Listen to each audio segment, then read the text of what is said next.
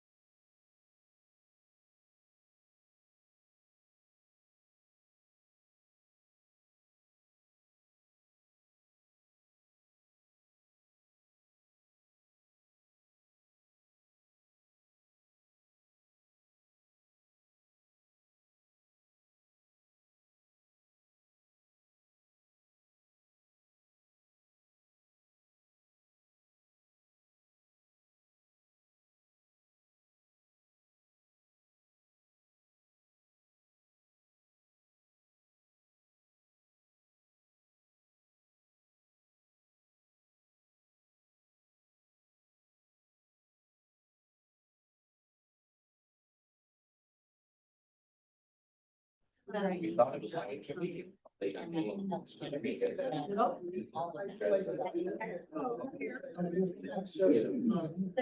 worked out. I think we were ready to. Morning, everybody. Good morning. Good morning. We're gonna try to stay as close to being on schedule as possible. We have a fairly large crowd online today joining us via YouTube and all this other fantastic social media.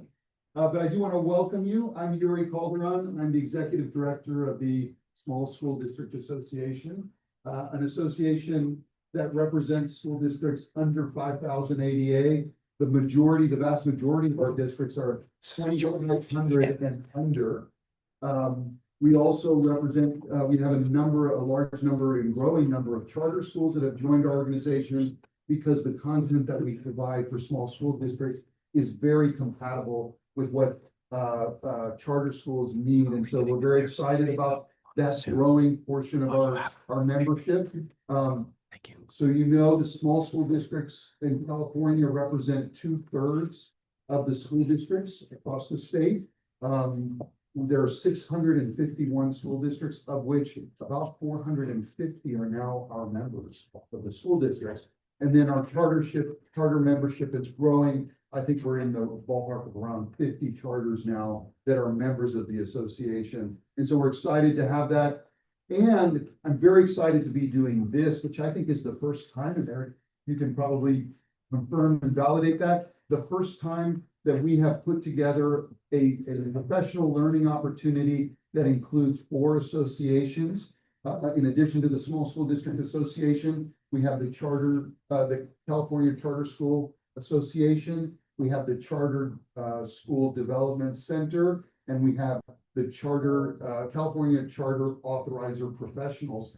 All came together to put together an opportunity for us not only to learn, but to begin dialogue amongst each other for the purposes of finding common ground. We all in this for the same reason, for the same purpose, and that is to serve students and to provide the most excellent opportunity for our students. And I'll say from our perspective, for our small and rural communities.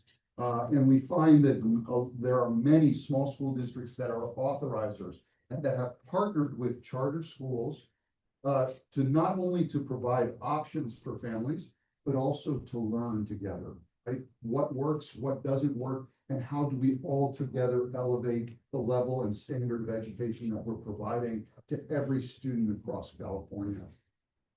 SSDA, I took over a year ago, a little bit over a year ago, and I can tell you that we have really done an amazing amount of work over the last year and 14, 16 months.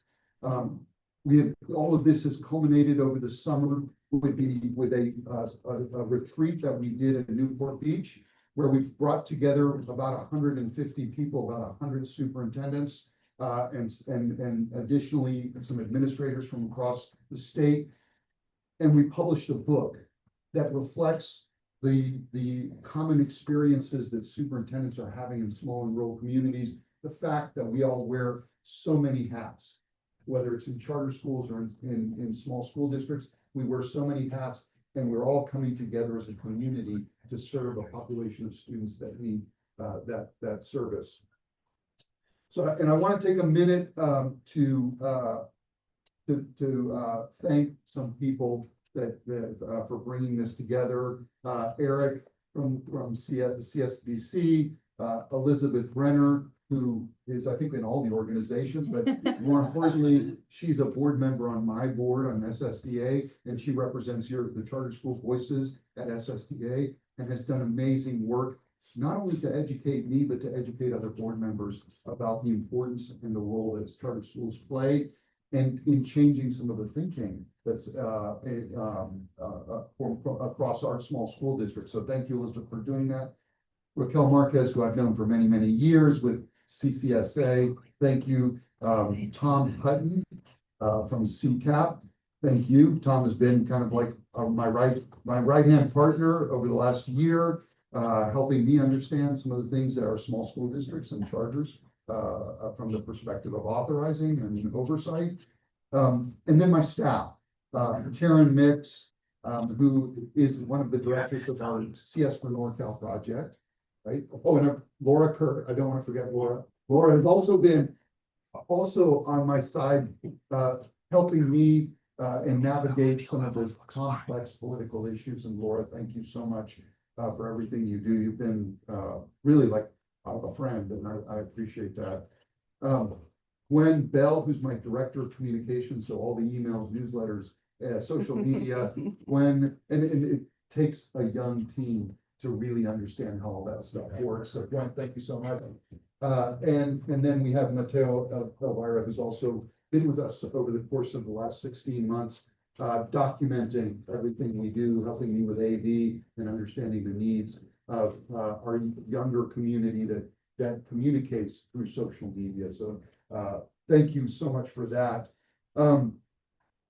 I want to just say this moment is not an accident, right? It is very intentional, and it comes from a commitment to collaborate, and also from the perspective of the legislative piece that was so controversial, so divisive over the last legislative session.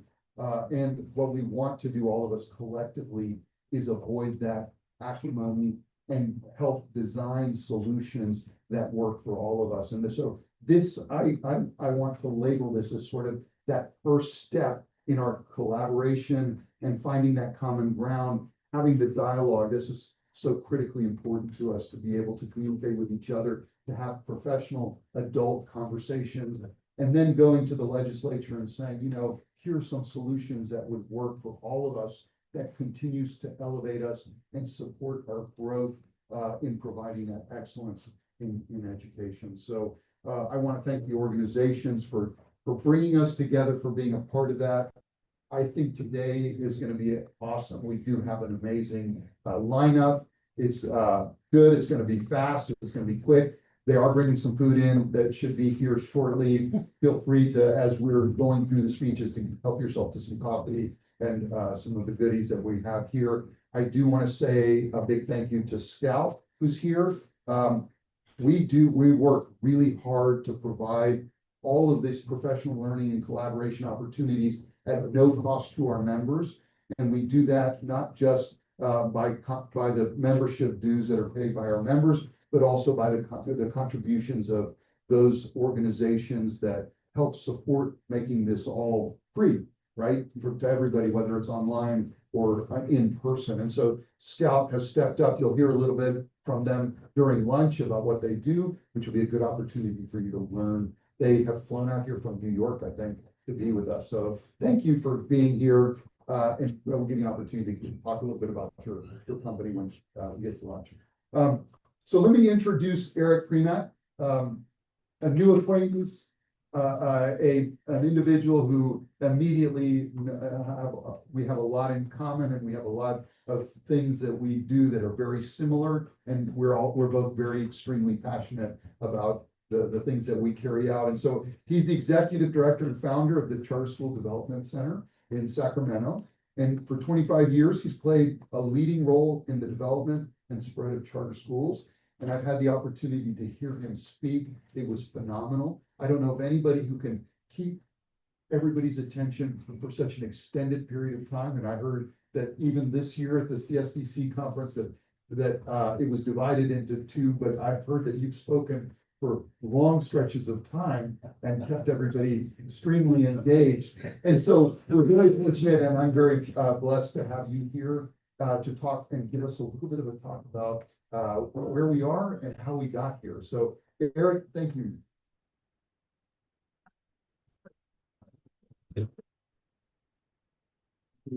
Thank you, Yuri. Really appreciate the opportunity to be here. We've had a decades-long dialogue, I would say informally, with SSDA about issues periodically as they came up year in, year out. But we never really formalized it, and it's really great to be here as part of a, for real folks online as well.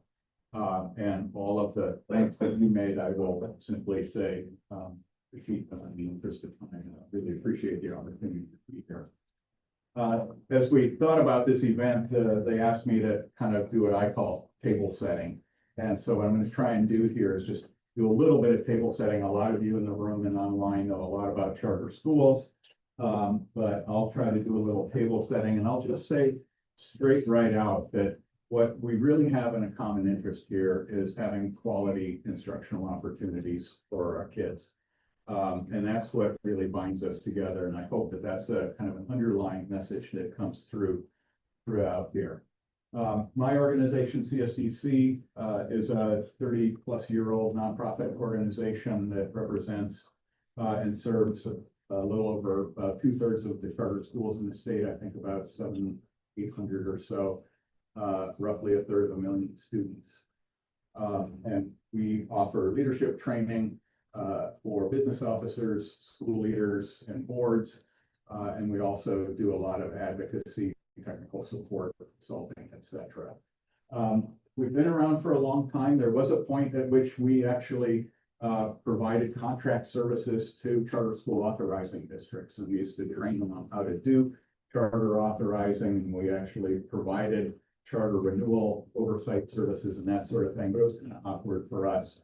But we learned a lot about kind of how to look at charter schools from both sides of the clipboard. Having that experience, and it's great to have organizations like CCAP and others kind of stepping into that space now going forward. Personally, I've been around doing this, as Yuri had said, for about 25-30 years. But prior to that, I had some very interesting experiences. I worked for 3 years for School Services of California, one of the major consulting firms, where I had a great number of the predecessor superintendents and business officers for the folks who I see registered here and online. So I often say I'm bilingual. I can speak both school district and charter school. And I'm actually trilingual because prior to that, I worked for 3 years for the Office of the Legislative Analyst as a fiscal advisor on education finance to the state legislature. So I speak legispeak as well. And hopefully that will be helpful today. Talk a little bit about charter schools in California. It often feels to me like it's been a flash, but it's actually been 33 years since the charter law passed. And the original charter law was very short, very vague, and very powerful in many ways and limited in other ways. In its original form, as enacted in 1992, it contained a sweeping mega waiver that basically wiped out most of the education code and big chunks of the government code for charter schools and created kind of a very wide open space, very deregulated space for charter schools. There was no state testing requirement. There were no auditing requirements. There were no teacher credentialing requirements. There were, it was really wide open back then.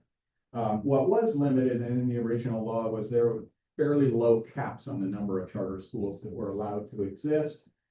And the original law largely left the decision of whether to grant a charter or not entirely at the discretion of a local school district, with only a very limited appeal process to the county level if a charter was denied. And in fact, under the original charter law, only one charter school statewide ever succeeded in getting through the appeals process, and they were so tired at the end of that they decided not to open their school. So, but the law back then, and to a degree today, enjoyed pretty strong bipartisan support, which is pretty rare even back then in California and certainly today. The charter law was largely left to its own devices for the first several years until 1998, when it was substantially upgraded. And the cap on the number of schools was lifted, and the amount of discretion that districts had as to whether to grant a charter was sharply limited, with a much strengthened appeals process in case charters were denied. And as a result, we saw a very significant uptick in the growth of the number of charter schools statewide, starting in the late nineties, and saw that growth continuing until the pandemic. And what we're now have is 30 years later, charter schools in many ways remain as active and vigorous as they were back then, but also as controversial.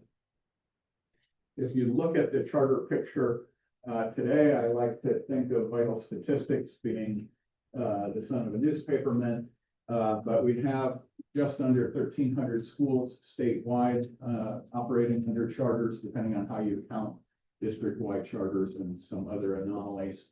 The schools themselves, people ask me to generalize them, and I say the only generalization that I'm going to make is that I can't generalize about it. They're really diverse. They are all over the state geographically, including big and small districts. The students that they serve are racially, ethnically very diverse, and generally match the diversity that we see in statewide in California.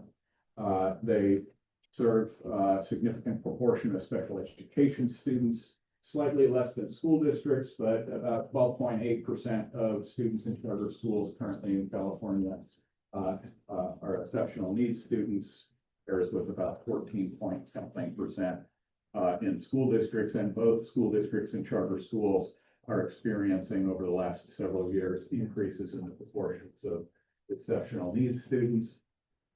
We have approaching 750,000 students in California who are enrolled in charter schools, and that's about 12.5% of the statewide enrollment.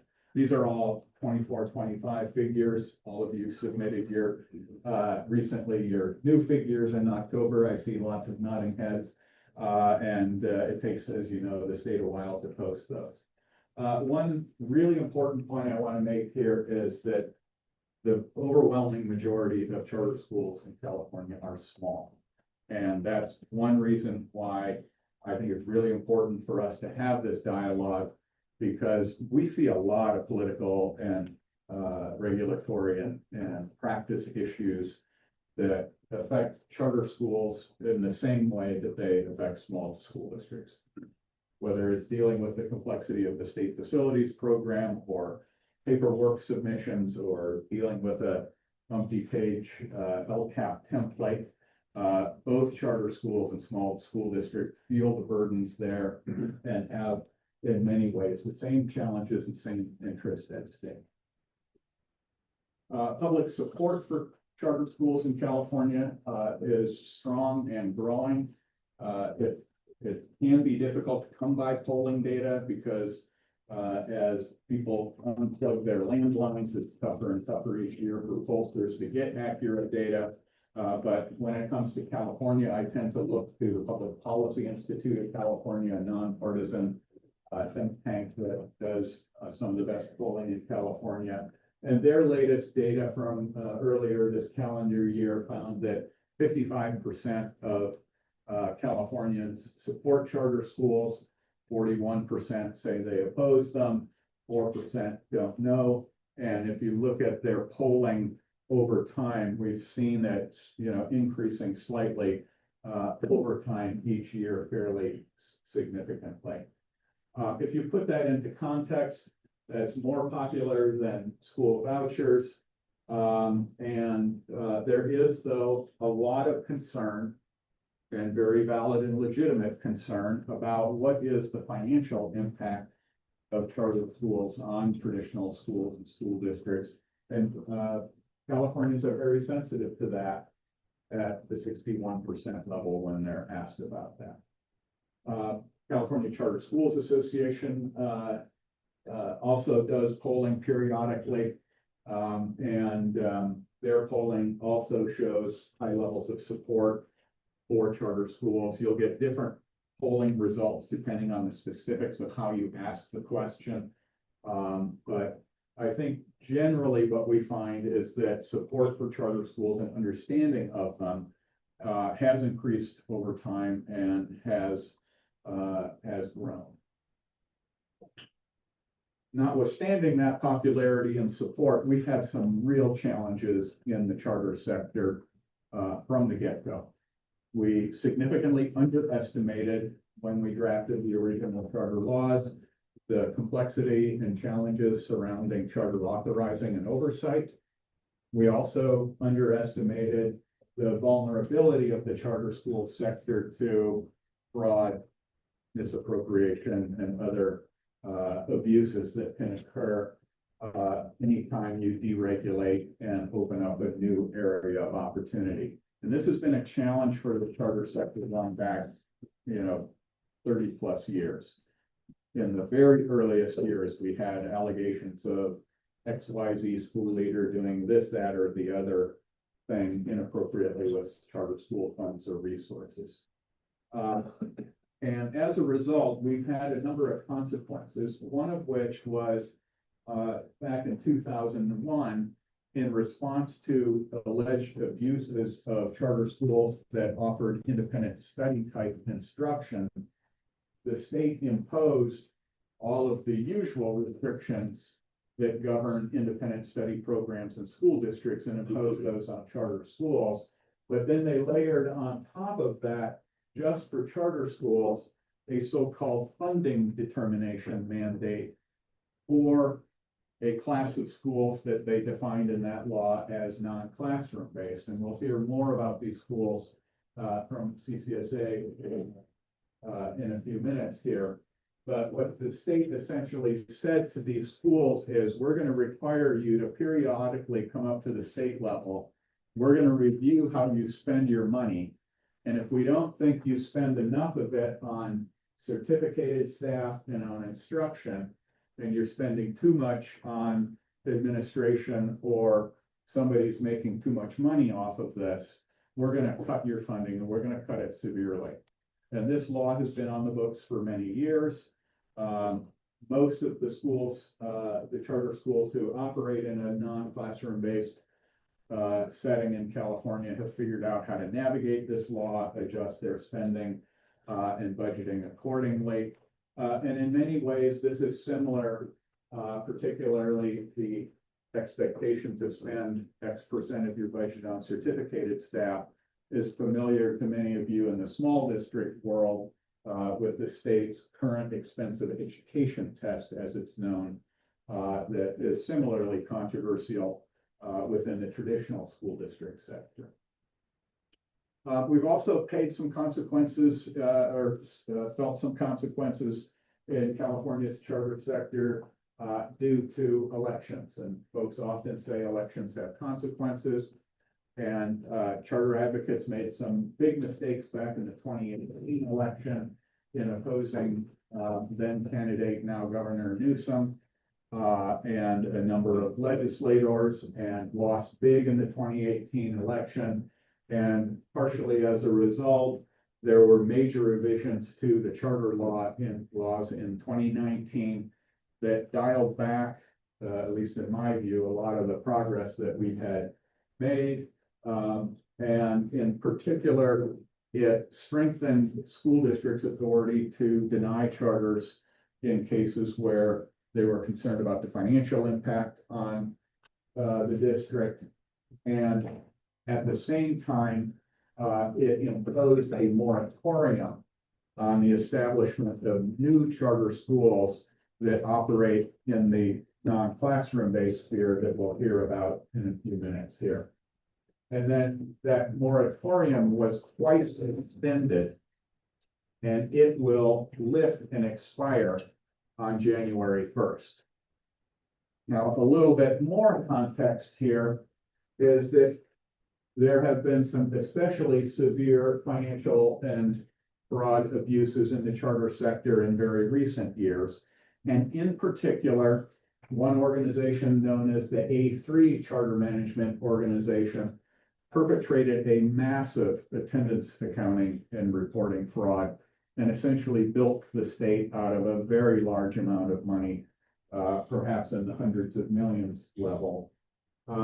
As you can see in the photo here on the slide, the perpetrators were ultimately prosecuted.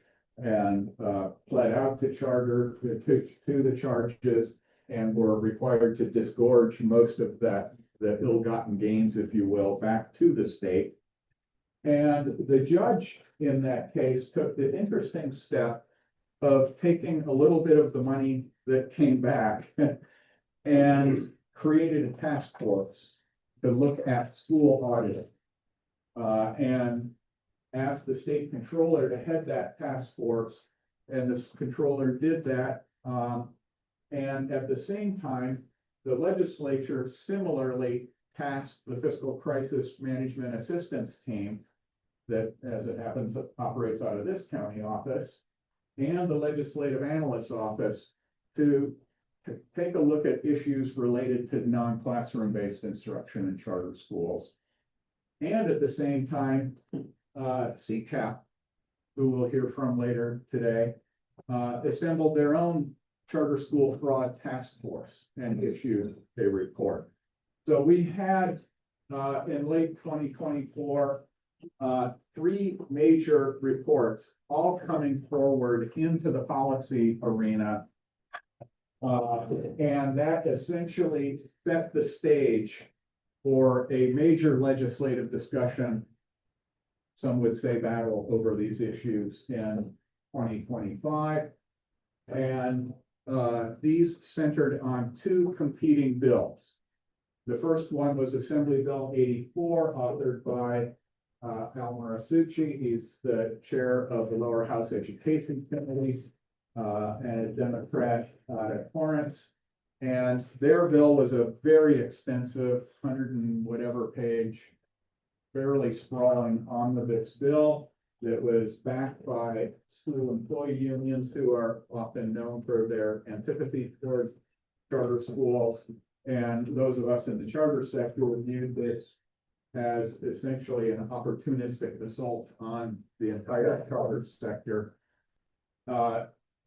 We decided to create a coalition of charter school organizations, and we backed our own charter reform bill, Senate Bill 414, authored by Angelique Ashby, a very senior state senator in Senate leadership and a respected player, if you will, in Sacramento. And we too had a fairly lengthy, not quite as sprawling, but extensive bill that addressed a number of different topics. And these 2 bills were very much in competition for this year's entire legislative session. And when you have 2 big competing bills and you essentially have, elephants fighting in Sacramento, legislators don't like that because they get caught between and they don't like getting into that. So we were told by legislative leadership, you guys need to go lock yourselves into a room and work this out. And we had tried to do that. We got together and had a large number, I dare not even count them, but I would guess about 70 hours worth of face-to-face meetings with a number of advocacy organizations, primarily with charter advocates on one side of the table, labor advocates on the other, legislative staff on both sides. And then a little ways into the process, some school district management and groups came in as well. But it didn't necessarily represent all of the parties who should have been at the table. But it is what it is and kind of reflected the political elephants who were in the ring at the time. And we spent just a ton of hours getting deep into language. You can see in the photo here, Michael from the CTA working with us to try to hash out language using multiple colors of magic markers. And we did reach, I don't know that I would say consensus, but agreement on a lot of issues. I would guess maybe 80% of the issues that were at the table, we actually reached specific word by word bill language agreement on them. But there were some areas where we just could not reach agreement. And the negotiations broke off the Friday before the last week of the session. We then had a mad scramble in the legislative arena, and the charter schools came out on top big time. And this was really kind of a shocking moment in the Capitol after several years of labor successfully beating up on charter schools. And our bill, Senate Bill 414, passed by wide margins in both houses, overwhelming majority. And there was so little support for AB 84 that Assemblymember Marasucci stuck it on what's known as an inactive file. And a last-ditch measure, SB 494, which would have extended the moratorium that will be expiring, was also placed on the inactive file. And so our bill passed, their bills didn't. We felt pretty good about it until Governor Newsom vetoed the bill. Now, during all of these negotiations, the parties were in dialogue with the governor's staff, but they made it pretty clear at the time they were in what they called listening only mode. And they said that to both sides of the table during these discussions, and they really didn't weigh in. And they indicated some willingness to spend state money, even in a tight budget environment, to support the things in the bill. But when push came up at the end of the session, the governor vetoed the bill. He issued a veto message, as he's required to do under the Constitution, citing vague cost concerns, potential legal challenges to provisions in the bill, and conflicts with quote unquote prior agreements. And our communication with his staff subsequent indicates in particular their concern about some of the provisions about authorizing that I'll talk about in a minute here. Consensus we reached on, as I indicated, a huge range of issues, dozens of pages with hundreds of provisions to reform auditing of K-12 agencies in California that affect both traditional school districts and charter schools. It called for the establishment of a education inspector general, a new state agency to respond to allegations of fraud and abuse in both traditional and charter schools. Extensive reforms on the ability of local education agencies, including school districts and charter schools, to contract out for certain types of services, and increases to the at least rock bottom minimum things that charter school authorizers have to do in California. Now, we did have a drafting issue or drafting error in our bill. It did not, our bill 414 as passed did not reflect all of the authorizing reforms that we had as it relates to minimum authorizing duties that we had agreed to at table, and that was an error on the part of us and didn't reflect our intent. But the intent was to do that and to beef up some of those duties. There were a number of areas where we did not reach agreement, and most particularly did not reach agreement on what do we want to call these so-called non-classroom based schools that we'll hear more about in a minute. The term non-classroom based, as you will learn, isn't necessarily appropriate to how these schools actually operate, many of which do have a lot of extensive facilities. And so we were proposing to change that term in law to flex-based to try to give a more accurate reflection of that. And our union friends did not like that concept, and they like this somewhat pejorative non-terminology. They also wanted to see much more extensive cuts for the funding for non-classroom based schools, and we could not agree to that. They also wanted to impose the state's 600+ page California School Accounting Manual and the full SACS accounting string and full SACS financial reporting requirements on charter schools. which is something that charter schools have been largely free from after a fight about 30 years ago where we won a court battle with the State Department of Ed over it, and we had a truce where we would agree to do partial reporting. They wanted to essentially reverse that court settlement and impose the full burden on charter schools. And in most particularly, we disagreed on what kind of reforms do we need with respect to dealing with those charter authorizers in California that aren't doing their job. And this issue in particular, I think, is one that we have some very common needs and understandings with the small school district world in California. And so our proposal under Senate Bill 414, in addition to increasing the minimum responsibilities in law that charter authorizers need to perform year in, year out, they would actually be audited by their external auditor for compliance with that. And under our proposal, if a school district were found to be out of compliance 2 years in a row, there would be a sanction. And essentially the sanction is that folks who want to start a charter school inside the boundaries of your district could still do so, but they would do so by going to seek authorization from another district in the county or from the county board.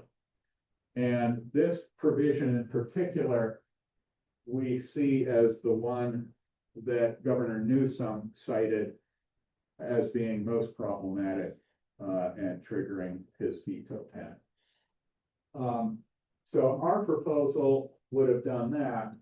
Assembly Bill 84 had what I kind of regard as a more kind of meat axe approach and really defined the problem as a small school district problem. And we did not agree with that definition.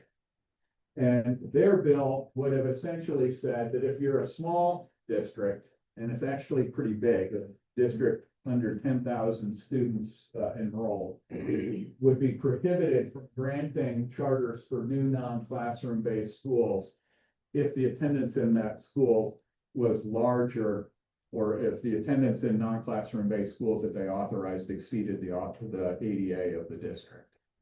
And because non-classroom based schools can often grow fairly quickly because they often draw from a large geographic area, we saw that as extremely problematic, and we essentially saw this as a permanent extension of the moratorium in the vast majority of the school districts in the state, because I would guess 2/3 to 3/4 of the districts in the state have fewer than or less than 10,000 ADAs. So we saw that as just unacceptable.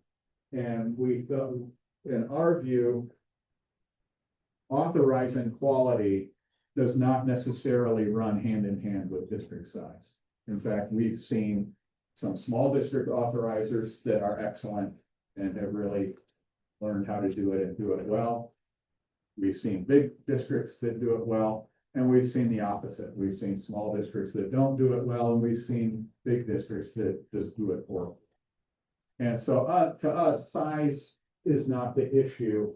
And so our provision governed all districts, not just small districts, and really focused on districts that aren't doing the job. Their proposal, very different. So we're now sitting in a spot where the moratorium will lift on January 1st. It's very likely that we will see a number of charter school developers approaching school districts for new charters, and some have already started to do that. The districts can't actually grant them until January 1, but they could. You could approach them already now, and perhaps some of you have already received petitions. And as a result, there are a number of challenges that I think we all have in common, and because we all have this common need to make sure that this process works and it works right. school districts, big, small, all need to be prepared to receive charter petitions, review them, and make decisions as to whether to grant or deny them, and do it within fairly tight timeframes, generally 90 to 120 days.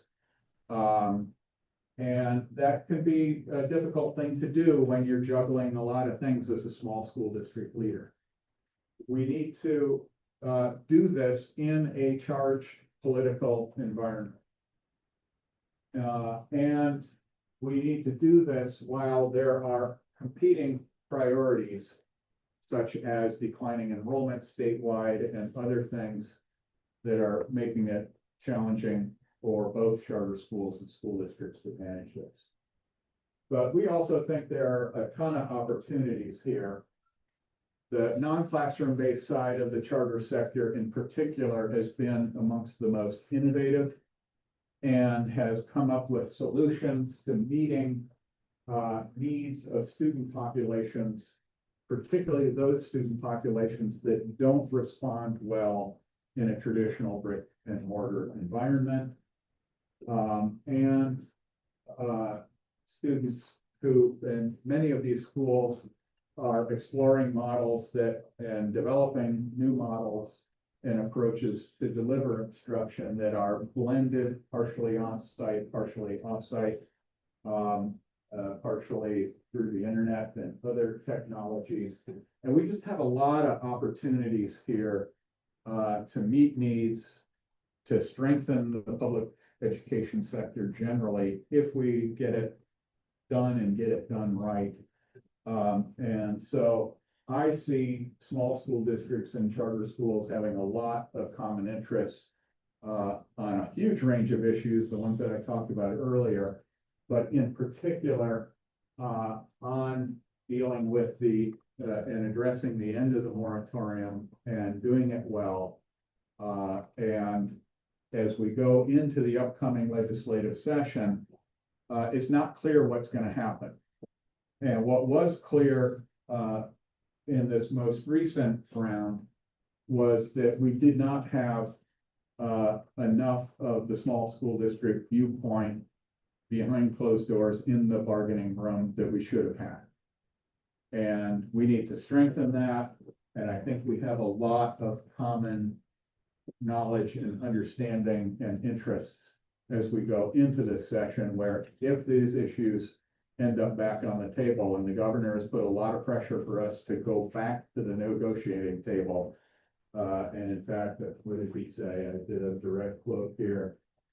We should work together in the coming months to come to swift resolution of the remaining issues, as if this is going to be something very easy for us to do, and that we can do it swiftly.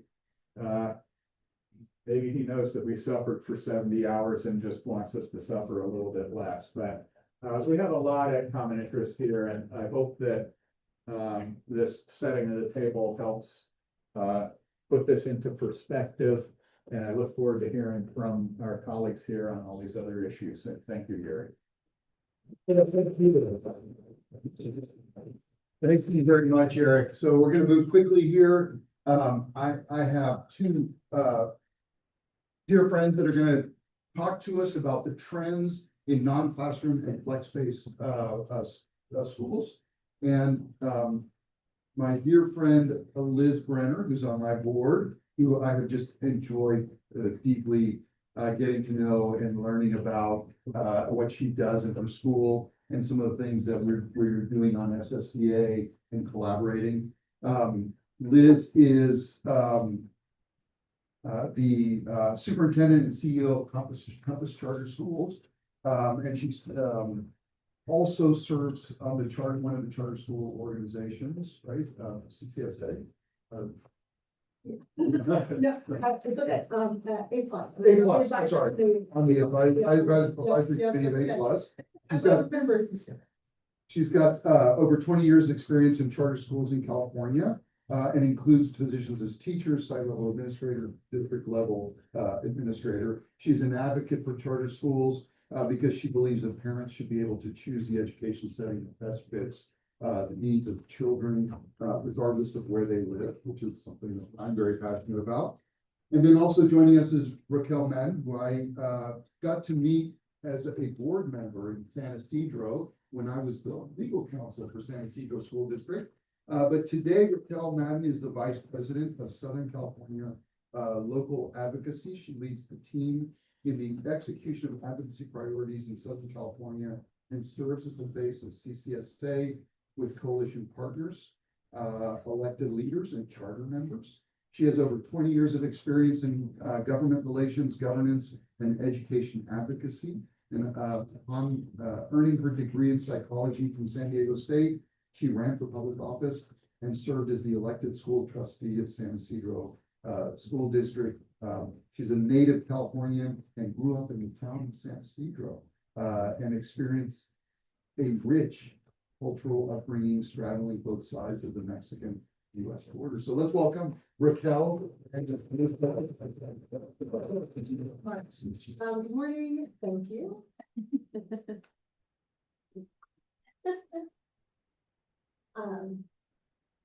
Good morning, and thank you again to Eric Premack for starting us off this morning and providing that background. I think this is a critical time for us to all work together, and I'm so glad that we can have this time today to hear from different organizations on how we're supporting our small school districts and our charters. So Raquel and I are going to kind of give what is a flex-based, non-classroom-based school, and we do prefer the flex-based terminology, so we're moving forward with it, whether it's in discussion or not. And just giving some examples of some of the schools that we have that have this model. So let me see, click the link here. CCSA did a great job of creating this video that really just explains overall what these schools are. Did you know California has all types of charter public schools? For example, many students attend what are now called flex-based charter public schools. These unique hybrid charter public schools combine online instruction with in-person support, giving students and families more options in how, when, and where learning happens. Credentialed teachers work alongside students, follow California state standards, and provide personalized learning plans so each student can succeed. Flex-based charter public schools serve a wide range of learners and provide support to some of the state's most vulnerable students. Flex-based charter public schools are helping thousands of California students earn their way. Learn more at ccsa.org and follow us on social media. California Charter Public Schools, free, public, and open to all.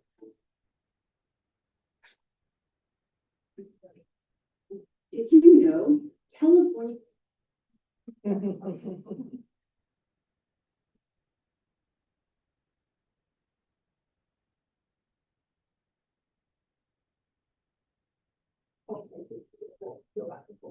Thank you. So that was a really great overview of just kind of what these schools are. Thank you. And we're going to get into some of the things that we know are common misperceptions of our flex-based schools. And so one is that they don't have facilities. Okay, so this is a very common misperception. Many of them do have facilities. They do not get facilities funding. And so that is a critical piece of this model. So many have in-person, and some of the models that you'll see later on show like extensive, sometimes it's a meeting place, a learning center in a community, sometimes it's a full school campus, sometimes they're co-located on campuses with other schools in the district, but many of them do have facilities. And so that's why the whole non-classroom based label really does not apply. The second misperception is that they only serve wealthy, high-performing students. And I'm going to turn it over to Raquel to talk about her experience. So I think one of the things that wasn't mentioned that Yuri mentioned, I'm also a parent. That's kind of how I came to charter school. And one of the things, that's the biggest misconception, because there's a lot of students that have special needs, but also live in households that don't always provide the environment they need to learn. And flex-based schools really has provided that for them. So that's one of the biggest misconceptions, I know that when my son started at Flex Play School, he had a variety of friends. The diversity was there. They didn't have the facility as you would traditionally say brick and mortar facility, but there was a math lab that he could go to. There was the flexibility to go to a science lab and really learn with his peers of his age, but also from teachers who are really providing that guidance. And one of the things that parents, I think one of the things that parents realized during COVID is that there were these schools that provided that environment. And I was one of them. I was one of those parents who was a school board member. I was frustrated at home during COVID. Obviously, I was frustrated with my son who is twice exceptional. He has a learning disability, but he's also gifted. So it was very, very hard to find an environment for him that worked.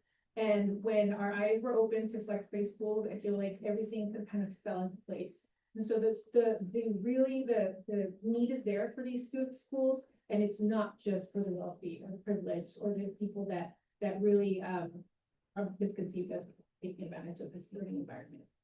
Thank you. And I think that's true of all the charter schools. Again, charter schools are public schools that provide that choice, no matter where you live, no matter what your income or any of that. And so it is really important to understand that we are free public schools. The third one. One of the things I want to mention, I'm so sorry I didn't mention it before, but we have seen an increase in special ed enrollment.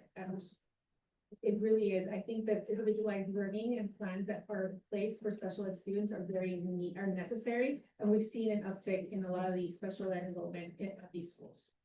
And that is another common misperception that we don't provide special ed. Yes. The third misconception we have is that they are private or religious in nature. And it's very important for us as public schools that we don't charge. Again, we're totally free, and that we do not provide any kind of religious materials or teaching. And so there are strict guidelines that we follow to make sure that that doesn't happen. But again, common misperception.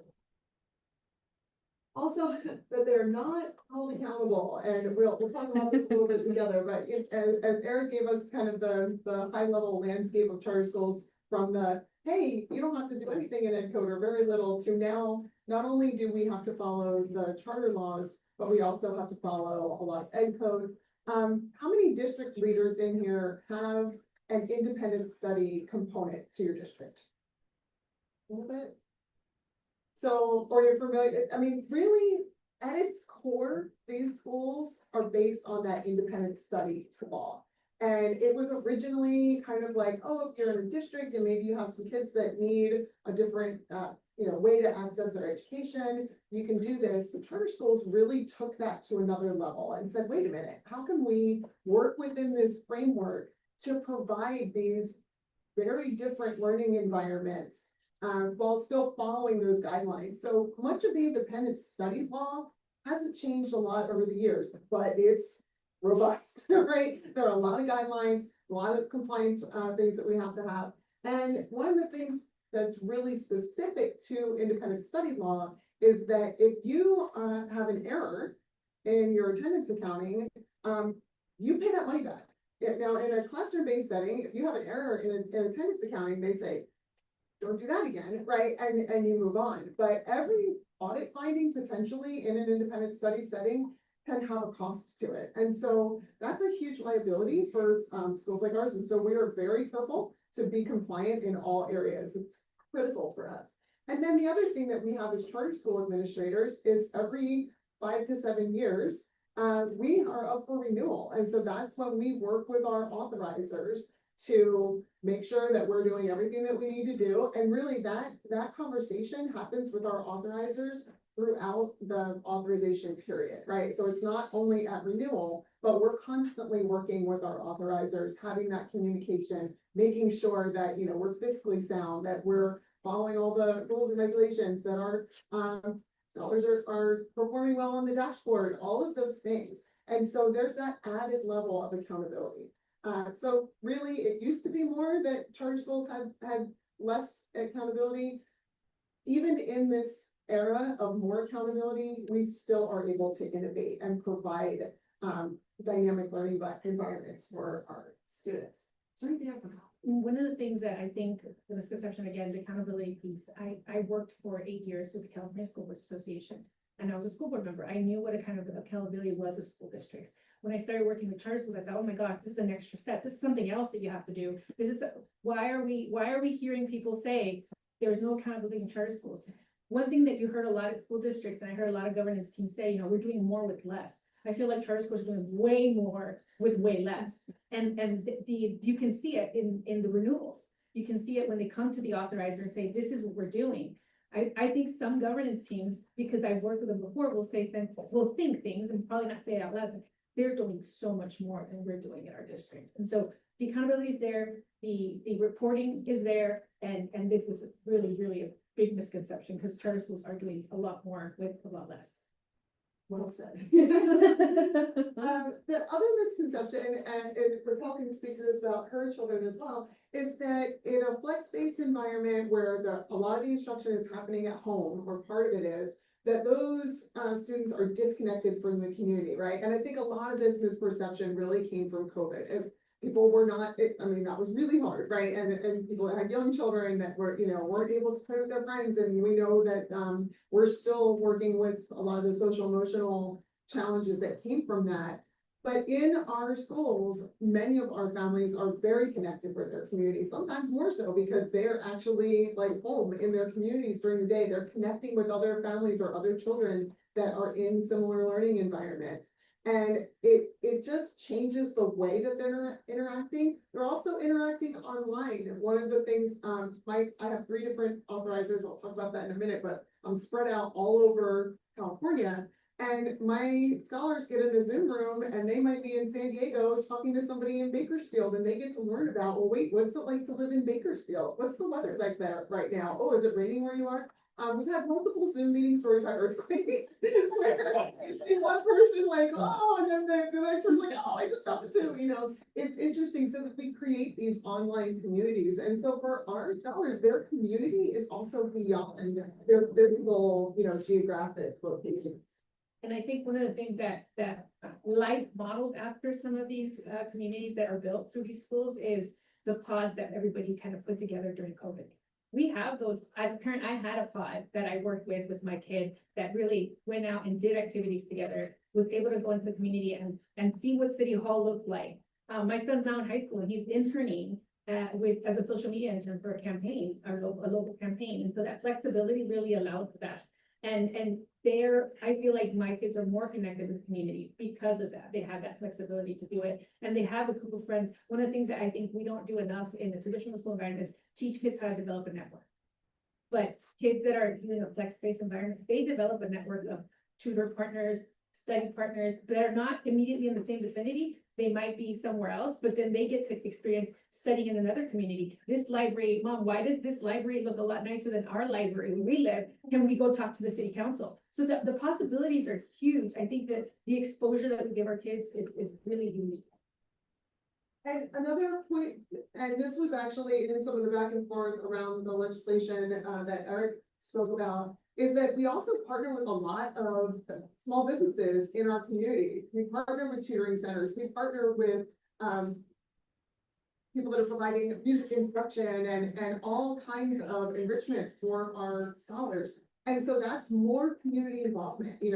Our families and our children are out in the communities where they live, and they're also interacting with a lot of small business owners. And so that is another strength, I think. And then the final one, and this is, we do much more with much less, but it's like, oh, well, they get equal funding. Yeah, no, they do not. And so there's some disparity, and part of the legislation originally was to cut our funding 30% across the board. That would shut us down. We I think all of you as small school districts, you can imagine a 30% cut like next year, that would be devastating. But right now, we're already working with about 35% less than our classroom-based counterparts or our district counterparts, just because we are often left out of funding streams, facilities, transportation, a lot of different, because we're the flex-based specifically here, ELOC, like a lot of those funding streams, we're not eligible for. And so we're already doing way more with way less. Anything else? Definitely, it leaves room for creativity for the school, but also it takes input from the students and what they need. Their needs are constantly met because of the individualized learning environment. And so even with the less, there's more creativity. Point. And that's why, and I just wanted to debunk a lot of these myths, because I think that the partnership between our flex-based schools and our authorizers offers that opportunity for innovation. And that's really why charter schools started in the beginning. It was like making these organizations that could change more quickly, adapt more quickly, offer different and innovative learning environments for our children. And so I want to highlight, and Eric went over this, I just want to make sure this got in there, because this is another thing, I think even as a authorizer, because we have this funding determination where we have to go and show that we are spending the money, on instruction, on our certificated salaries. We have a 25-to-1 ratio. Most of us, you can choose 25-to-1 or the ratio of the district near you. That's the biggest, which is almost impossible to get that information. So majority of us just do 25-to-1. But as district administrators, I'm sure you can think about what are your ratios at all your different school levels? And many of us are TK to 12. So we're working within these ratios throughout that system. And that does offer an additional layer though for the authorizers of support from the state. That if your charters are meeting this funding determination, they've provided that information. It's one more thing to give you peace of mind. And I think the ratios obviously is something that all schools try to achieve. And at charter schools, you're really getting that accountability and making sure that students have that attention, that individualized attention. When I was a school board member, I remember thinking to myself, I'm so frustrated with my child. I'm not the average parent, but yet I'm still very frustrated with how he learns and how to find an environment for him. And I quickly realized that even though I had the heart, I had the passion to serve on the school board, I had the mentality of I'm going to serve every child in my community.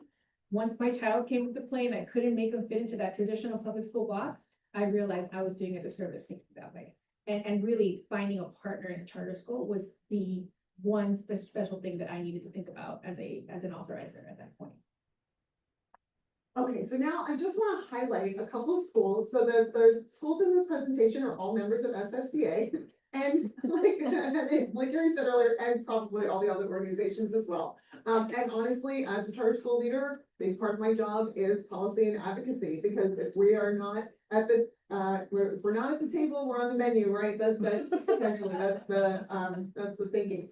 And so it is important for us to be involved and to make sure that we are in our communities, that we are talking about our schools. So the first one is CalPAC, or California Pacific Charter Schools. Christine Faher is their superintendent, and they are predominantly online schools. So I wanted to show some different models, because this is another kind of misperception or misunderstanding about, well, what does it mean? Are you an online school? Are you a hybrid school? And so Christine's school is predominantly, or is 100% online. And so they're all using the same platform, the same curriculum, but each student has an individual plan, and they're going through their curriculum at their own pace with lots of supports.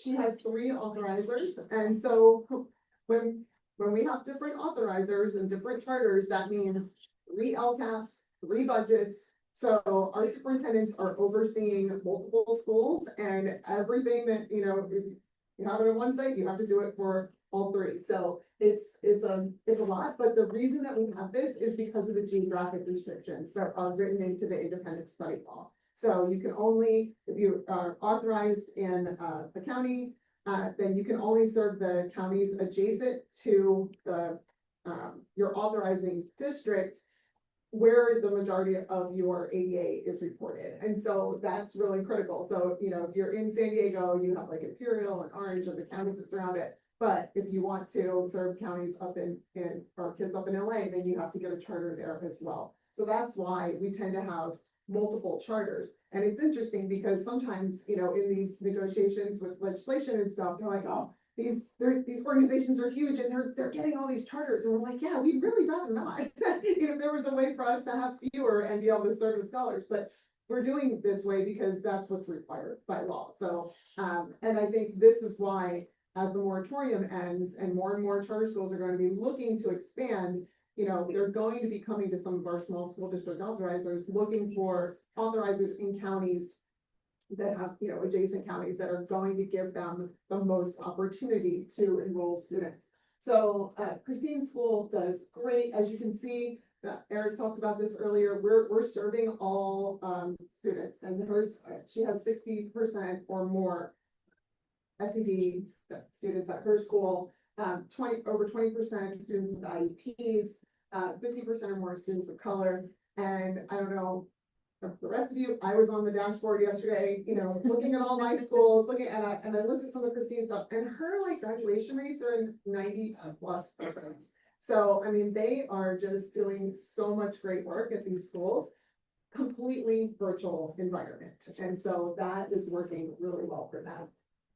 And then we also have Sage Oak, Crystal Woodruff is their superintendent, and they're also SSDA school.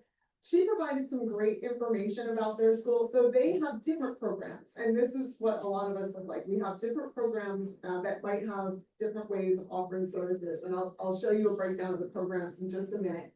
But this graph over on this side, we've seen this throughout the flex-based schools, that when students stay with us for multiple years, we see a huge increase in their performance on the dashboard and on those test scores. Because because we're schools of choice, we have a lot of movement, right? We get new students all the time, we have students leaving. And so when we get students, sometimes they are below grade level, they're behind in credits if they're older. And so if they stay with us for 3 or more years, we've seen that we're catching up, right? We're filling that space to make sure that they can get to be on grade level. And so these are the 3 academies that they have. And the first one is more like the traditional independent study. And this is a critical piece to a lot of our schools. They have curriculum choice.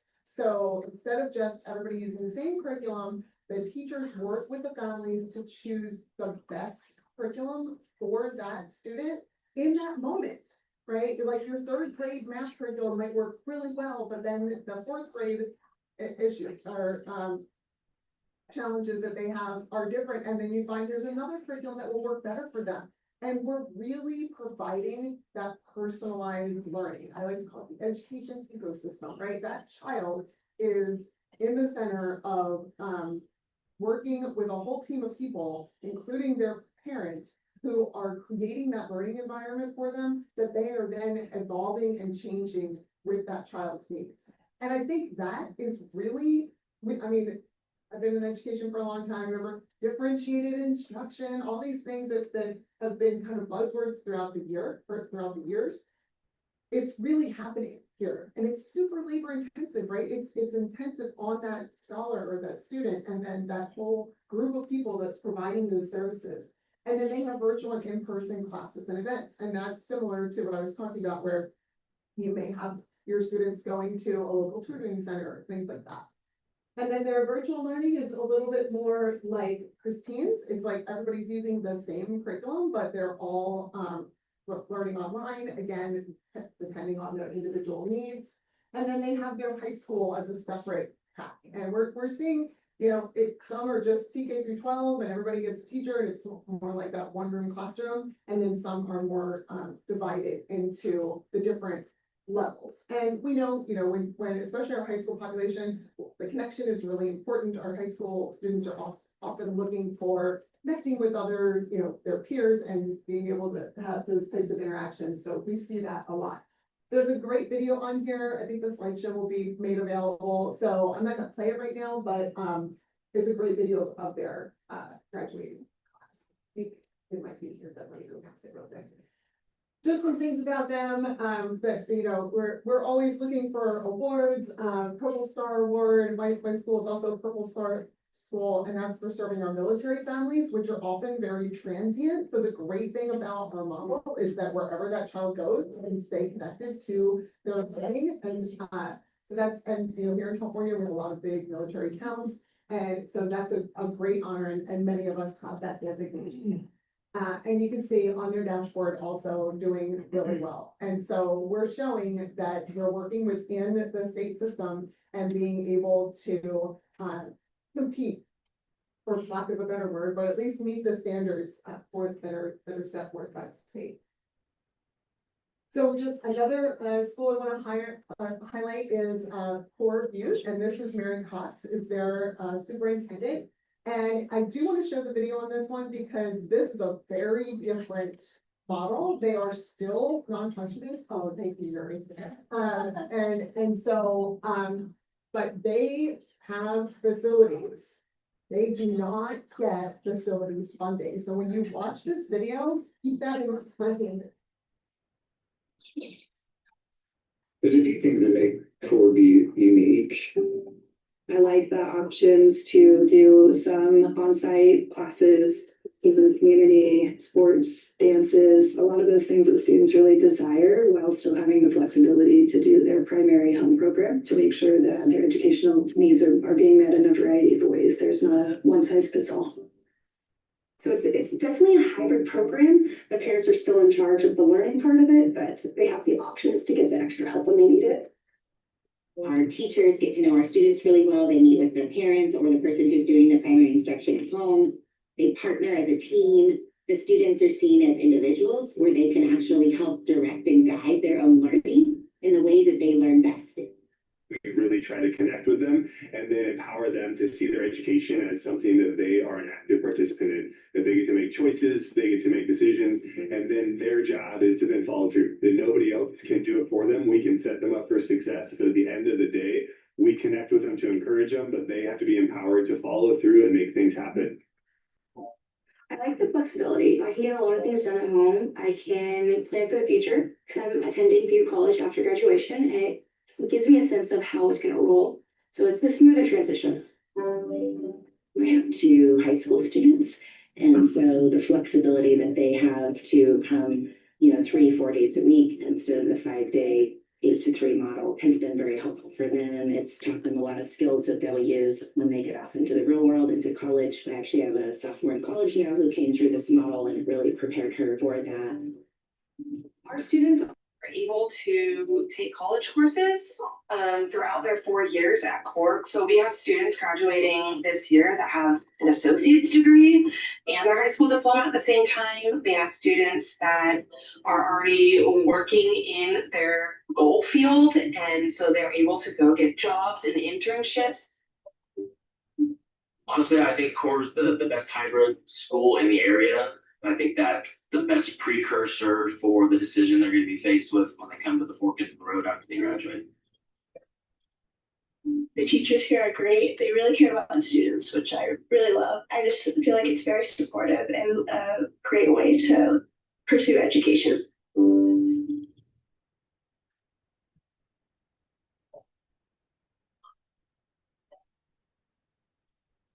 And then the last school is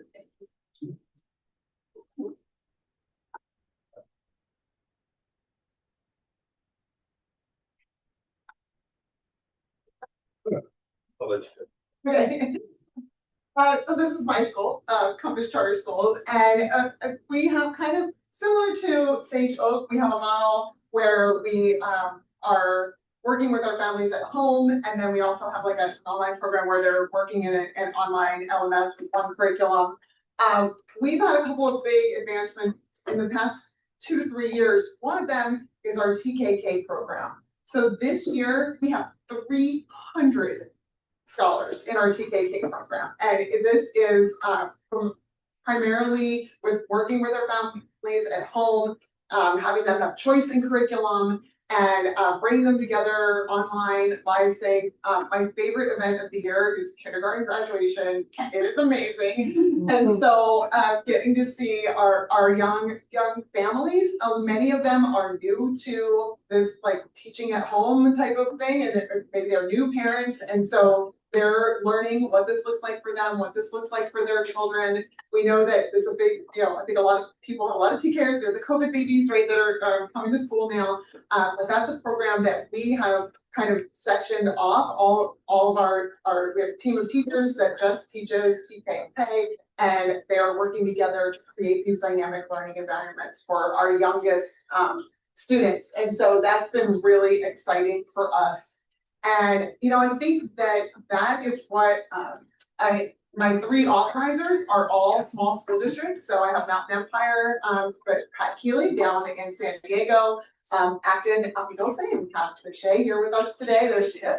She's going to talk to us later. And then also up in Yolo Winters Joint Unified School District. And so we are working very closely with our authorizers in making sure that, again, we're doing all the compliance things, but I think what we really want to think about as that authorizer charter partnership.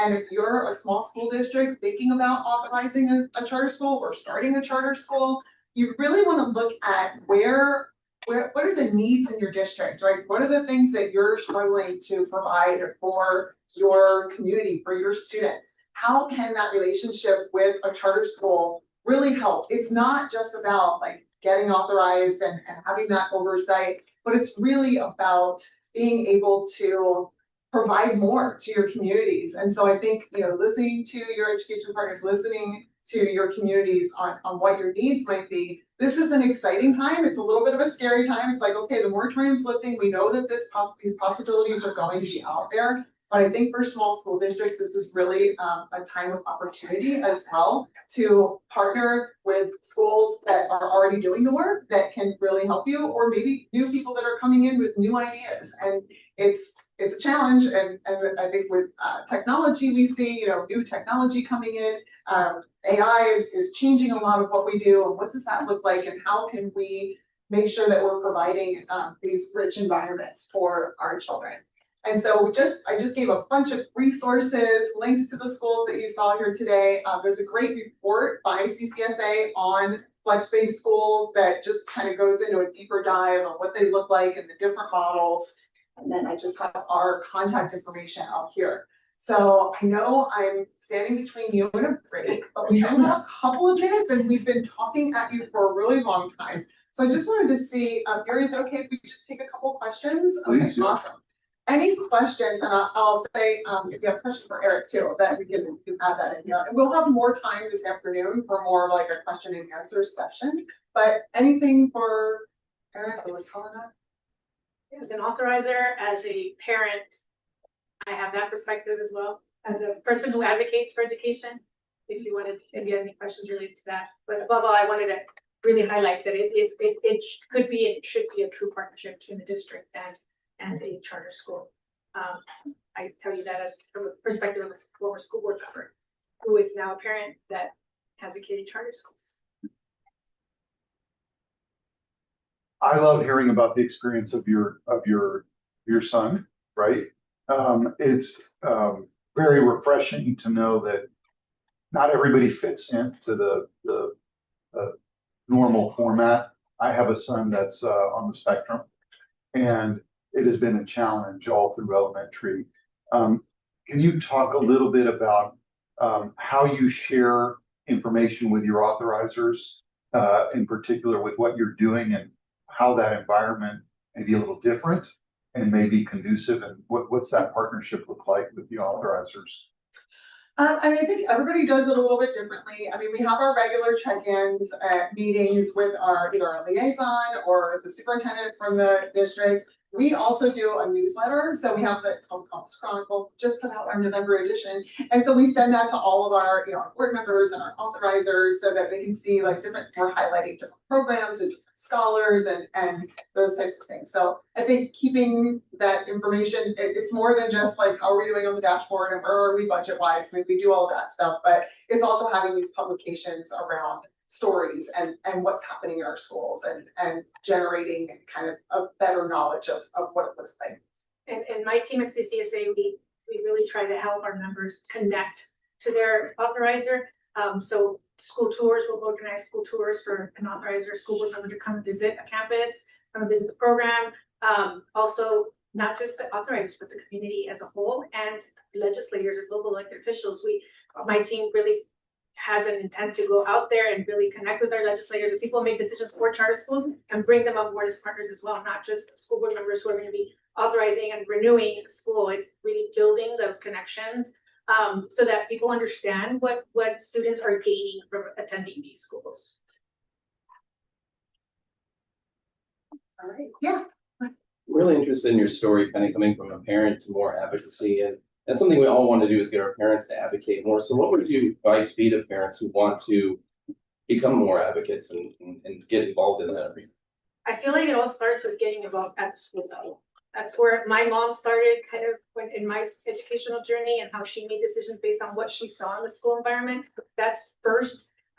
Second is parents should really evaluate the needs of their students, but then also students that might be, you know, the friends of their students and really notice what those needs are and then advocate for them either at the school board level or at even a city council level. If it go to a point where your child attends a charter school that needs a facility and all is keeping them from being in the facility is a conditional use permit, you know, reach out to the council members and really, I think parents don't realize they have that kind of power. I worked for a legislator for 13 years and I know that I tapped into the parent groups a lot to try to get a little bit more perspective on if we had a bill related to reading, you know, how would this bill affect your child? And get those talking points. As a staffer, I used to enjoy listening from school board members and school leaders, charter school leaders, because I'm putting together advocacy points as a legislative staffer, right? I'm giving my boss a way to defend or oppose a bill on the floor. Everybody has the same information. Everyone on the floor has the legislative analyst's report. Everybody has the governor's talking points. Everybody has all that. I wanted to give him something new. I want to give my boss something different. And that it comes to parents' input, teacher input, principals, superintendents, school board members, their input as to how that bill is going to affect them so that then my boss could advocate on the floor for the community they represent. But parents have that power. I think we need to kind of tap into it more and more. And I actually used to recommend for my legislative staffer friends, reach out to your parent groups. Reach out. They might not be reaching out to you because they don't think they can, but reach out to them and make them a partner in your talking points for these bills that you're trying to, you know, make your boss shine on. But really just encouraging parents to observe and then advocate for those needs. And it doesn't have to be really fancy. It could be a simple phone call. Those phone calls, I don't know if anybody knows, but there's a legislative constituent management system that legislators have, and their staff have to report every call. And so when I used to answer the phone, you know, so-and-so is opposed to this bill, I had to log it in there. And if it was a constituent, my boss then had to print out of which constituents, and a lot of those were parents. And they don't realize that simple phone call adds up. And I think as a charter school leader, a lot of us do, I mean, I have a weekly communication that I send out to all my parents. And of course, we have to be careful because we can't advocate one way or another. We provide information. And so it's providing information to those parents. I know many of the schools that you saw today, they had parents at the Capitol when these bills were up, and, you know, kids with signs and shirts and bringing your parents to your board meetings for your authorizer, like having that engagement. So a lot of it is around us. And there is, for the personalized learning, there's also a parent group that Juliana Hubble from Springs and Cindy Rachel from IEM have started. And so they were able to bring together a lot of parents. I put that information out to my parents, like, hey, if you're interested, because if they go there and get it, then they can get, you know, that's not associated with the school. It's just an organization that they can join. So I think as charter leaders, a lot of the advocacy that we do is around providing the, you know, appropriate information to our parents and our communities as well. All right, Yuri, we're right on time. Yeah. Thank you all so much.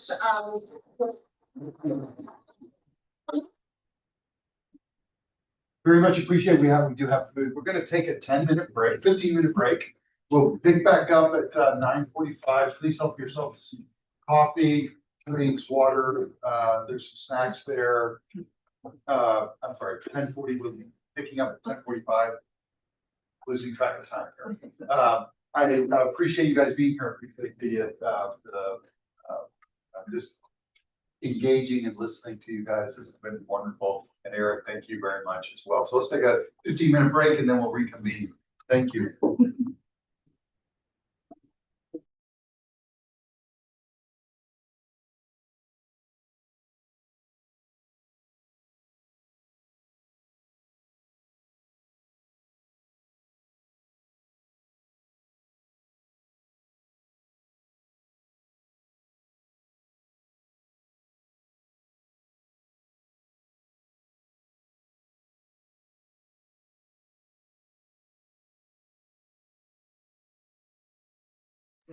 Testing, 1, 2, 3.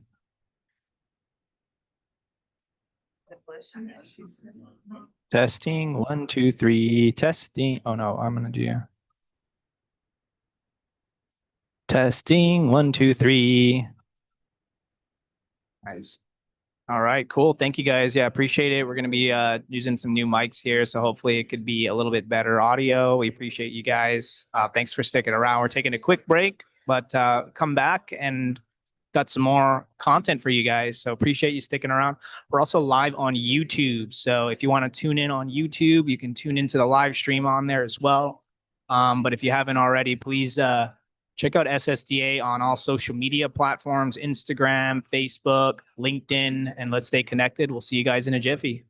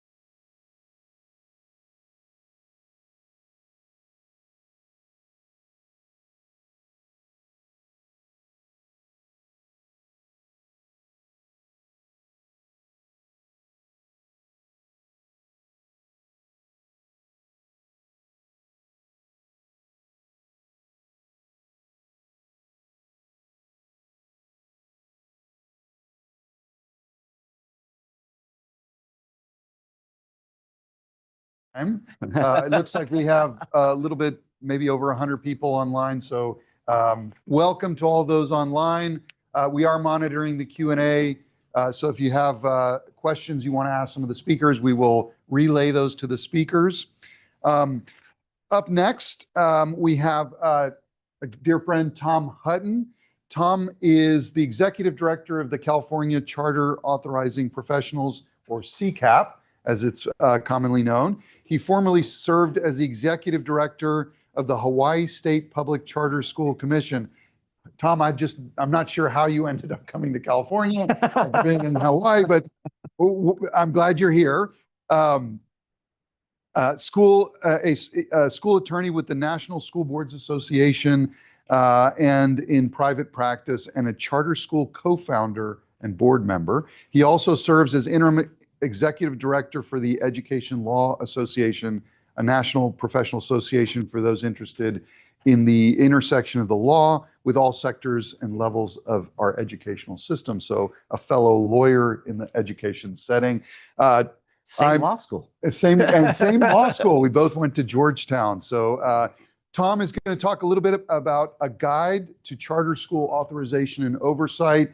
So kind of looking at it from the other perspective, and will let us know a little bit about what CCAP does and what their services are to some of our authorizers. So Tom, welcome, and thank you for doing that. Thank you. Well, it's great. It's a two-sided thing when you have to follow Eric Premack. On the one hand, he's really good at setting the table. So there's slides that I can say, Eric already talked about that. You're following Eric Premack. Oh, come on. So, but and the session just with Liz and Raquel just sort of walking us through some real life examples of something that some of us may have heard about but don't have as much direct familiarity with. So thank you for that.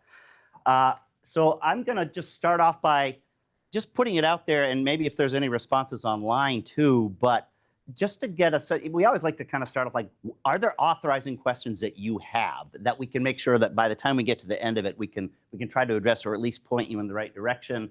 And then, or there authorizing challenges that you face. And, you know, I'm conscious of the fact that we have a very diverse group of both the charter school sector and the school district or authorizing sector, but just, we don't have to get 100 of these down, but just if there's something that a burning question, you decided to devote a lot of your day to this kind of thing. So what are things you would be disappointed if you came away from this day not having at least heard, touched on, or pointed in the right direction, if anybody wants to share anything? Uh-oh. Well, okay. Well, Questions are, what is it going to look like after January 1? Okay. What's the onslaught of that we're hearing about, that there's a lot of pent up demand, and how do you process these things when you're getting some of the questions I have? Okay, that's great. Well, that's a good one. And along the way, feel free to obviously, Leo, pipe up with questions and in the chat, I guess, on for our people in TV land, chime in that way. This is kind of what I had in mind to do today. So I just wanted to talk about some of the basics and basic realities of charter authorizing in California, some of which the table's already been set by Eric, especially with a historical perspective. I touch on the charter school life cycle and some of the key authorizing functions. This is not a detailed how-to training down to granular detail about, you know, you have 60 days and don't forget to do this. And there are a few little points about that in there. But I will leave you with a lot of pointing you in the right direction for that stuff and how you can get help, whether you're an authorizer or a school trying to understand the authorizing world. I will spend some time talking about very specifically survival tips for smaller authorizers. And I want to emphasize, we had a conversation in planning the meeting that, you know, this doesn't have to be this horrible, negative, burdensome, like, oh my gosh. It can be very powerful, both for small districts and for the schools they authorize. But there clearly are some challenges when you're the superintendent principal trying to do everything, and the substitute teacher and everything else like that. So where can you get help, and what are just some approaches to the work that might make it an exciting prospect for you? A few words on the current authorizing discussions that Eric and others have alluded to. CCAP has been involved sort of outside the room more, but some thoughts on that. And again, emphasizing, pointing you to some resources and supports that are out there, And I'll skip to the end and just say, while we have a lot of work still to do with supporting authorizers, I don't think we've been in a situation where what we've had has been as strong as it is now. And so, and word may not be out there for everybody on that, but there is a lot of help available. Yeah, Karen. Yes. Make our financials easier for authorizers? This is a school question about the review of the finances. Okay. All right. We'll talk about that a little bit, especially when I get to resources. But if I forget to come back to that, chime in and nudge me as we get to the end. Okay. And then again, if you have questions and discussions along the way, please share it. So just a note on CCAP. I haven't lately had anybody ask me, "Are you CCSA?" But that used to be the question. We've been around longer than people think, but in terms of people's awareness, we're kind of new kids on the block. We were founded in 2013, but along the way, if anybody's heard of CARSnet, there was a federal grant opportunity to do the authorizer support work that was only available to LEAs. CCAP being a 501c3, the founders of CCAP worked with Alameda County to set up CARSnet, which carried the baton for a while, and then that grant expired, and sort of CCAP picked the baton back up. We, in our own right, are now starting our third multi-year charter schools program grant from the federal government to support authorizing, so we're very grateful for that. We are very proud of our strategic partnership with SSDA, and I always repeat this point when I'm at SSDA. If you are an SSDA member, you are a CCAP member, whether you know it or not, because we have an MOU with SSDA that just makes that automatic. That means you get discounts to our conferences, et cetera. And we're available to help authorizers anyway, but especially our friends at SSDA. And then for those of you who heard of CASI, that's the department's Charter Authorizer Support Initiative under the auspices of their own CSP grant. We were the implementing co-contractor with the Santa Clara County office in sort of getting that all going. They're now in their next round, and that one they said, well, only LEAs need apply. So we're sort of in a subcontractor role where we're helping those LEAs. But that's another really important resource that's out there and does a lot of great stuff that I'll point you to at the end. More recently, we started hearing from members, well, I love your tools, I love your trainings, I love that. I really need somebody to help me right now do stuff. And so we actually have a consulting service that we're doing the direct work, which has the added benefit of making us a better association because we've got our hands in the dirt with everybody else. So that's been an increasing part of what we do. So I'm going to start off with just some of the authorizing basics. And this is sort of my authorizing equivalent of Eric's introductory data dive. You know, the 2 or 3 school districts are small, consider 2,500 or fewer students. That seems large to some people in the room, I'm sure, but that's the definition. At around 327 charter school authorizers, that number changes. You know, somebody closes a school, they're no longer an authorizer. Somebody approves a new school, now they're an authorizer, but it's right around there. It's by far the most of any state. In California, that role is mandatory for districts and county offices. It's not like in some other states where the district maybe puts it on an RFP because they're entertaining the possibility of being an authorizer. If that petition comes to you, you are in the authorizing seat. Surprise. And the rule for our petitions to districts is you approve it unless there's a finite list of sort of failings, and so the default is approval. That's also not common among the various states. And apart from the size or the county of the district or the county office itself, their role as an authorizer can be varied. So you could have a larger district, but in terms of their authorizing, they only have 1 school, so there's not a lot of funding to provide the staffing for it. 92% of our authorizers oversee 6 or fewer schools, and 2/3 only 1 or 2. So there's consequences to that. That means some authorizers have limited resources for authorizing. It's a function of the state funding of the school. If you have a large non-classroom-based school with a big enrollment that we were talking about in the earlier things, that actually is generating more revenues for you to be able to provide the oversight. If you have a very small seat-based program and that's the only one you have, there's not a whole lot of money to cobble together out of the oversight fee to fulfill the function. Many authorizers, therefore, have few or no dedicated authorizing staff. The larger shops have very robust staff, but that's the exception. There's a lot of turnover among authorizing staff. And, you know, complicating that is we do have the polarized politics that you heard about, and that's made more complicated by the fact that we are mostly a declining enrollment state. So we were the second state to have a charter law, that we were kind of a trailblazer, but that means, if you were a late adapter of a charter law, you've designed a law that's based on the experience of, decades of experience in other states, and you crafted a law that way. When you're the first out of the gate, you don't know what you don't know. And it's hard for us to adjust our laws, we've heard, because the politics are so polarized. And it's easier to kill something than to pass something. There's agendas that maybe don't have to do with a narrow issue that we might agree on, but we want to push this, or we want to push that, and things get bogged down. So it's hard to sort of improve things. We do have very little in the law, and I'll go through the details about what it says for authorizers specifically to do. There were some more proposals in the legislation that was debated this year. And although there's not a lot of stuff codified in law, it is not a huge unknown mystery what good authorizing is. We have decades of experience, both in the state and nationally, to draw on lots of good sources. And I'll talk a little bit about some work that CCAP has been doing in that regard as well. We had a white paper a few years ago that sort of set forth a vision for rethinking chartering. And one crude shorthand is, if you have good authorizing, you maybe go from a scenario in which the decisions are sort of 80% politics and 20% data to maybe 80% data and 20% politics. We are public entities. Politics doesn't always need to be a dirty word. It's how we live together in a democracy. But we would like to make sure that it's more of a data-driven thing. And one of the things that we explained in this white paper is that it really is a regulatory role, and that is, this is just an definition. I won't read it.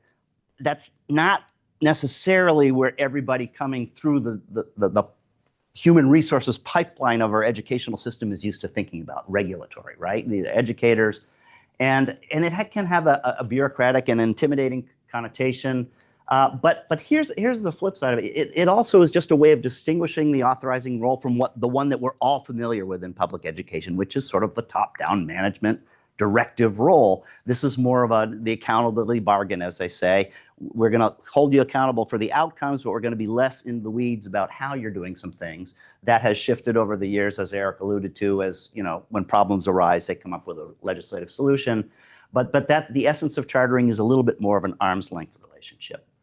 So what does an authorizer do? Well, the school has a charter. You have to make sure they're fulfilling the terms of the charter. Bottom line is providing a high quality education to students.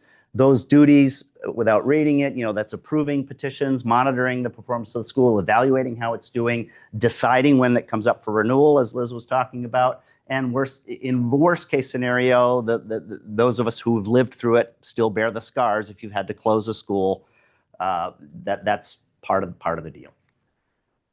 Yeah. We have another one in the chat about creative ideas to approach new or inexperienced authorizers with the charter. Oh, great. I'm going to actually talk about that right now, even though it's a little bit out of sequence because I'm going to forget in it. But yeah. Okay. All right. Well, but just in general, I mean, you'll hear me say in some future slides that it's all about the relationships, and I think developing those relationships at the earliest stage possible is a really good way to go. I think if you are interested in having a discussion with a prospective authorizer about a school, the way to initiate that conversation is not the delivery of a petition. It's actually to have some conversations, get a sense of, what do the leaders of that district or county think are the unmet needs in the community. That gives you a chance to kind of educate them about who you are and what the ideas that you're thinking about are. But there's also, if you're approaching somebody who is new to the authorizing space, look, we have situations not unknown in California where, actually the operator of the charter school knows a heck of a lot more about authorizing than the people they're talking to in the district and counties if they haven't done this stuff before, or whether their entity has or they as an individual haven't. And I think one of the things is pointing them to the resources that are out there that I'll talk to you about is a really good way of giving them some reassurance that I'm hearing it from the school, but how do I talk to my colleagues? How do I talk to somebody in my county? Who can advise me in my role as an authorizer whose perspective is the authorizing perspective? And that's that is a valuable thing for a school operator, because if the authorizing is done better, the school actually is stronger in our view. So here's just a general kind of outline of the life cycle of a charter, starting with the petition, approval and opening, and that we call that sort of year zero, or there's a time period between when the school is officially approved and when they're actually opening the doors or opening their online portals to serve students. That's a very important process, actually. Then you go through the bulk of the work is this monitoring and oversight process, which leads to renewal every few years. And then at some point, if things go south for one reason or another, there could be closure. But that's kind of the way that all these tasks kind of are mapped out.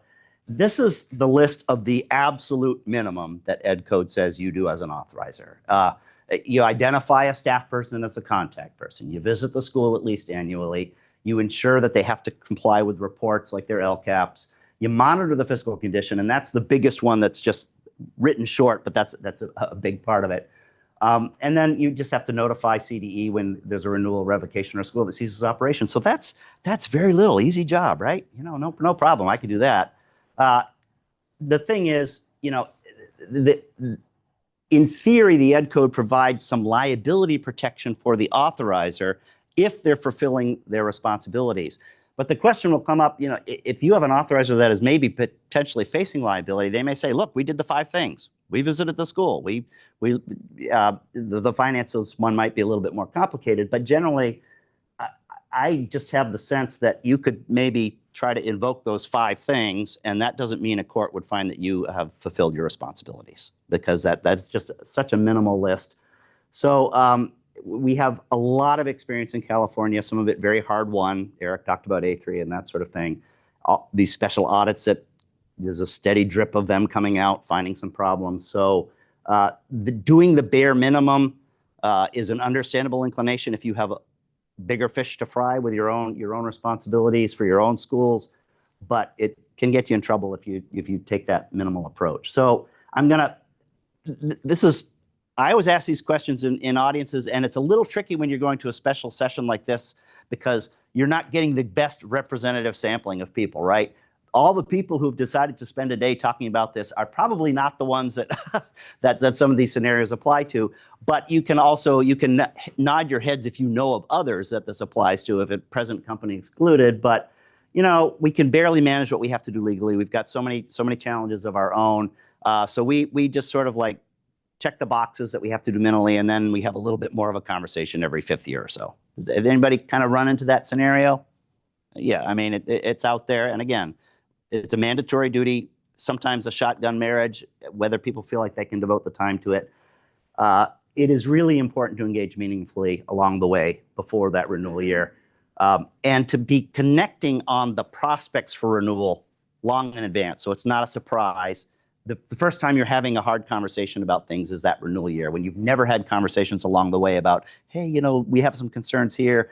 What's your plan on that? So you definitely do not want to have any surprises in the last year. Developing those relationships is really critical. It's very important. And by the way, this is one thing that the small authorizers often are very good at. I mean, in a small community, everybody knows each other. The people in the charter used to work for the district and vice versa. In some way, some of the small authorizers that may have less in the way of sort of formalized processes than some of the large districts actually know their schools much better just by virtue of proximity. And that can be a very powerful for effective authorizing.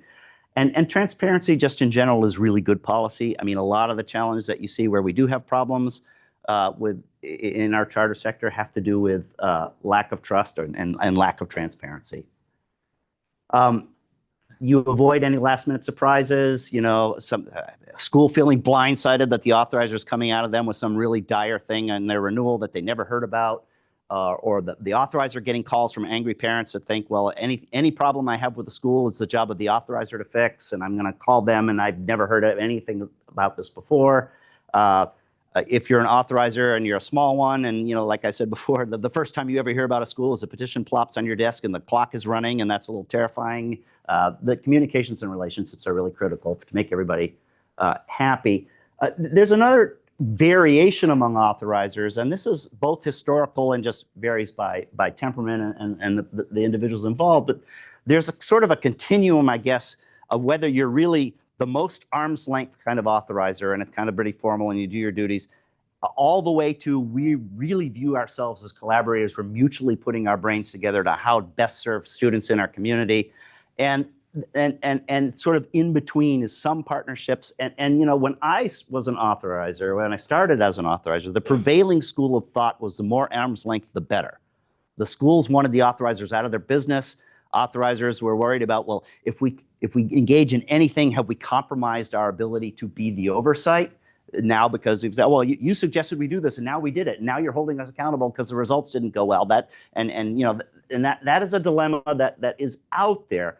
I would say, especially as a result of COVID, there was a lot of rethinking about that. Like, we all just had to pull together to get through it. And frankly, a lot of our districts with brick and mortar schools learned a lot from our charter partners who'd already been in this online space for a long time, and that was very powerful. At CCAP, we were really urging authorizers we were getting them lots of information about all the different funding streams, right? There's a million different funding streams. And we're saying, help your schools. They're just trying to stay alive. Get this to your schools. And some of the authorizers, I'll say it candidly, like, I'm nervous if I get something wrong or I omit something, they're going to blame me.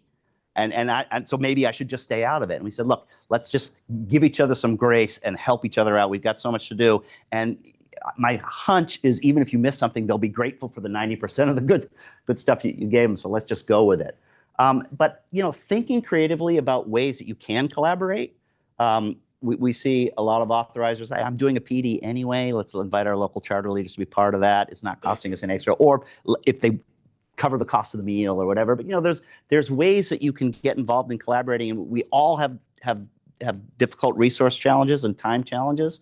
And there's plenty of things you can do that don't compromise the authorizer-school relationship that are mutually beneficial.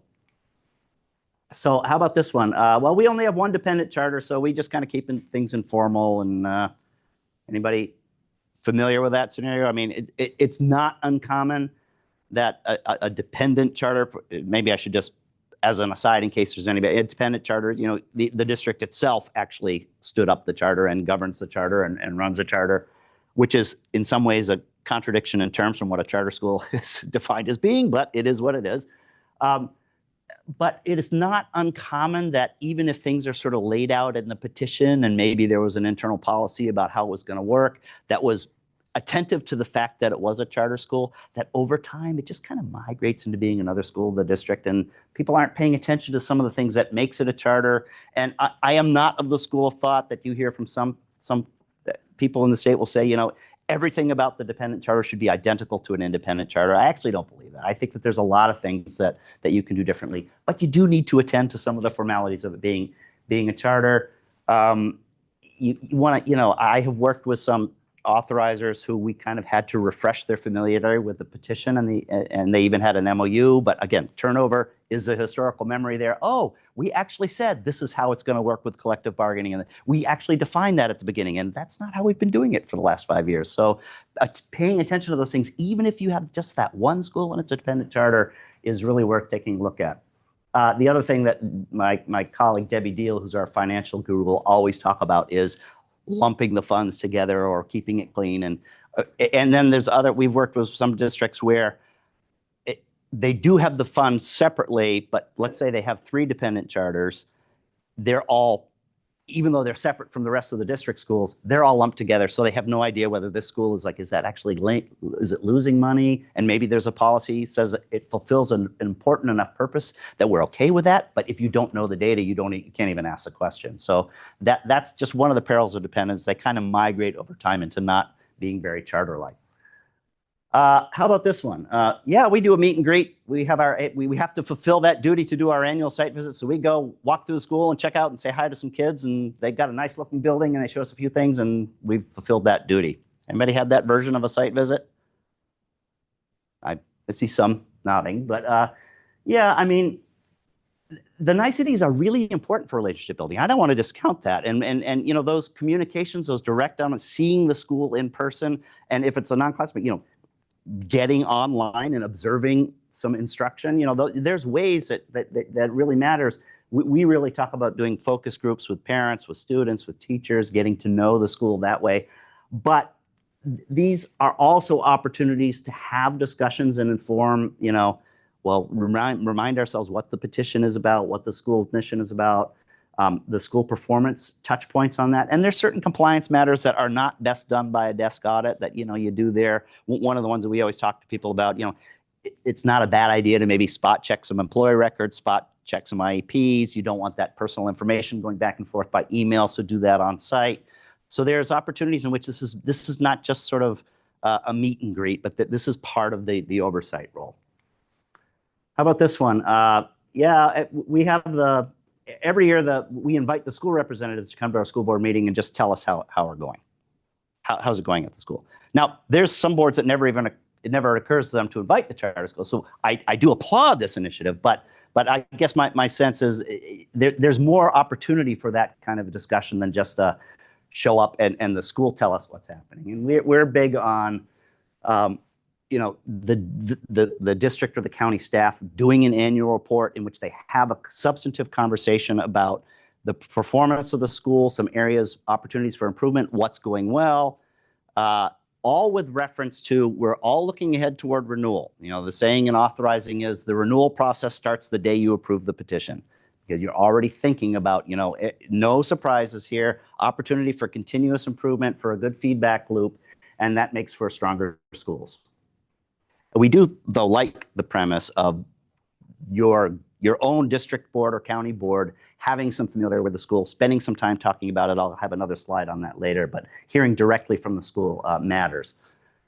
Oversight, this is another one. We have all these checklists. That's really what we do. It's all about checklists, right? We've got this compliance stuff. We want to make sure that it's a CYA function. We got all these checklists, and that's kind of basically what it amounts to.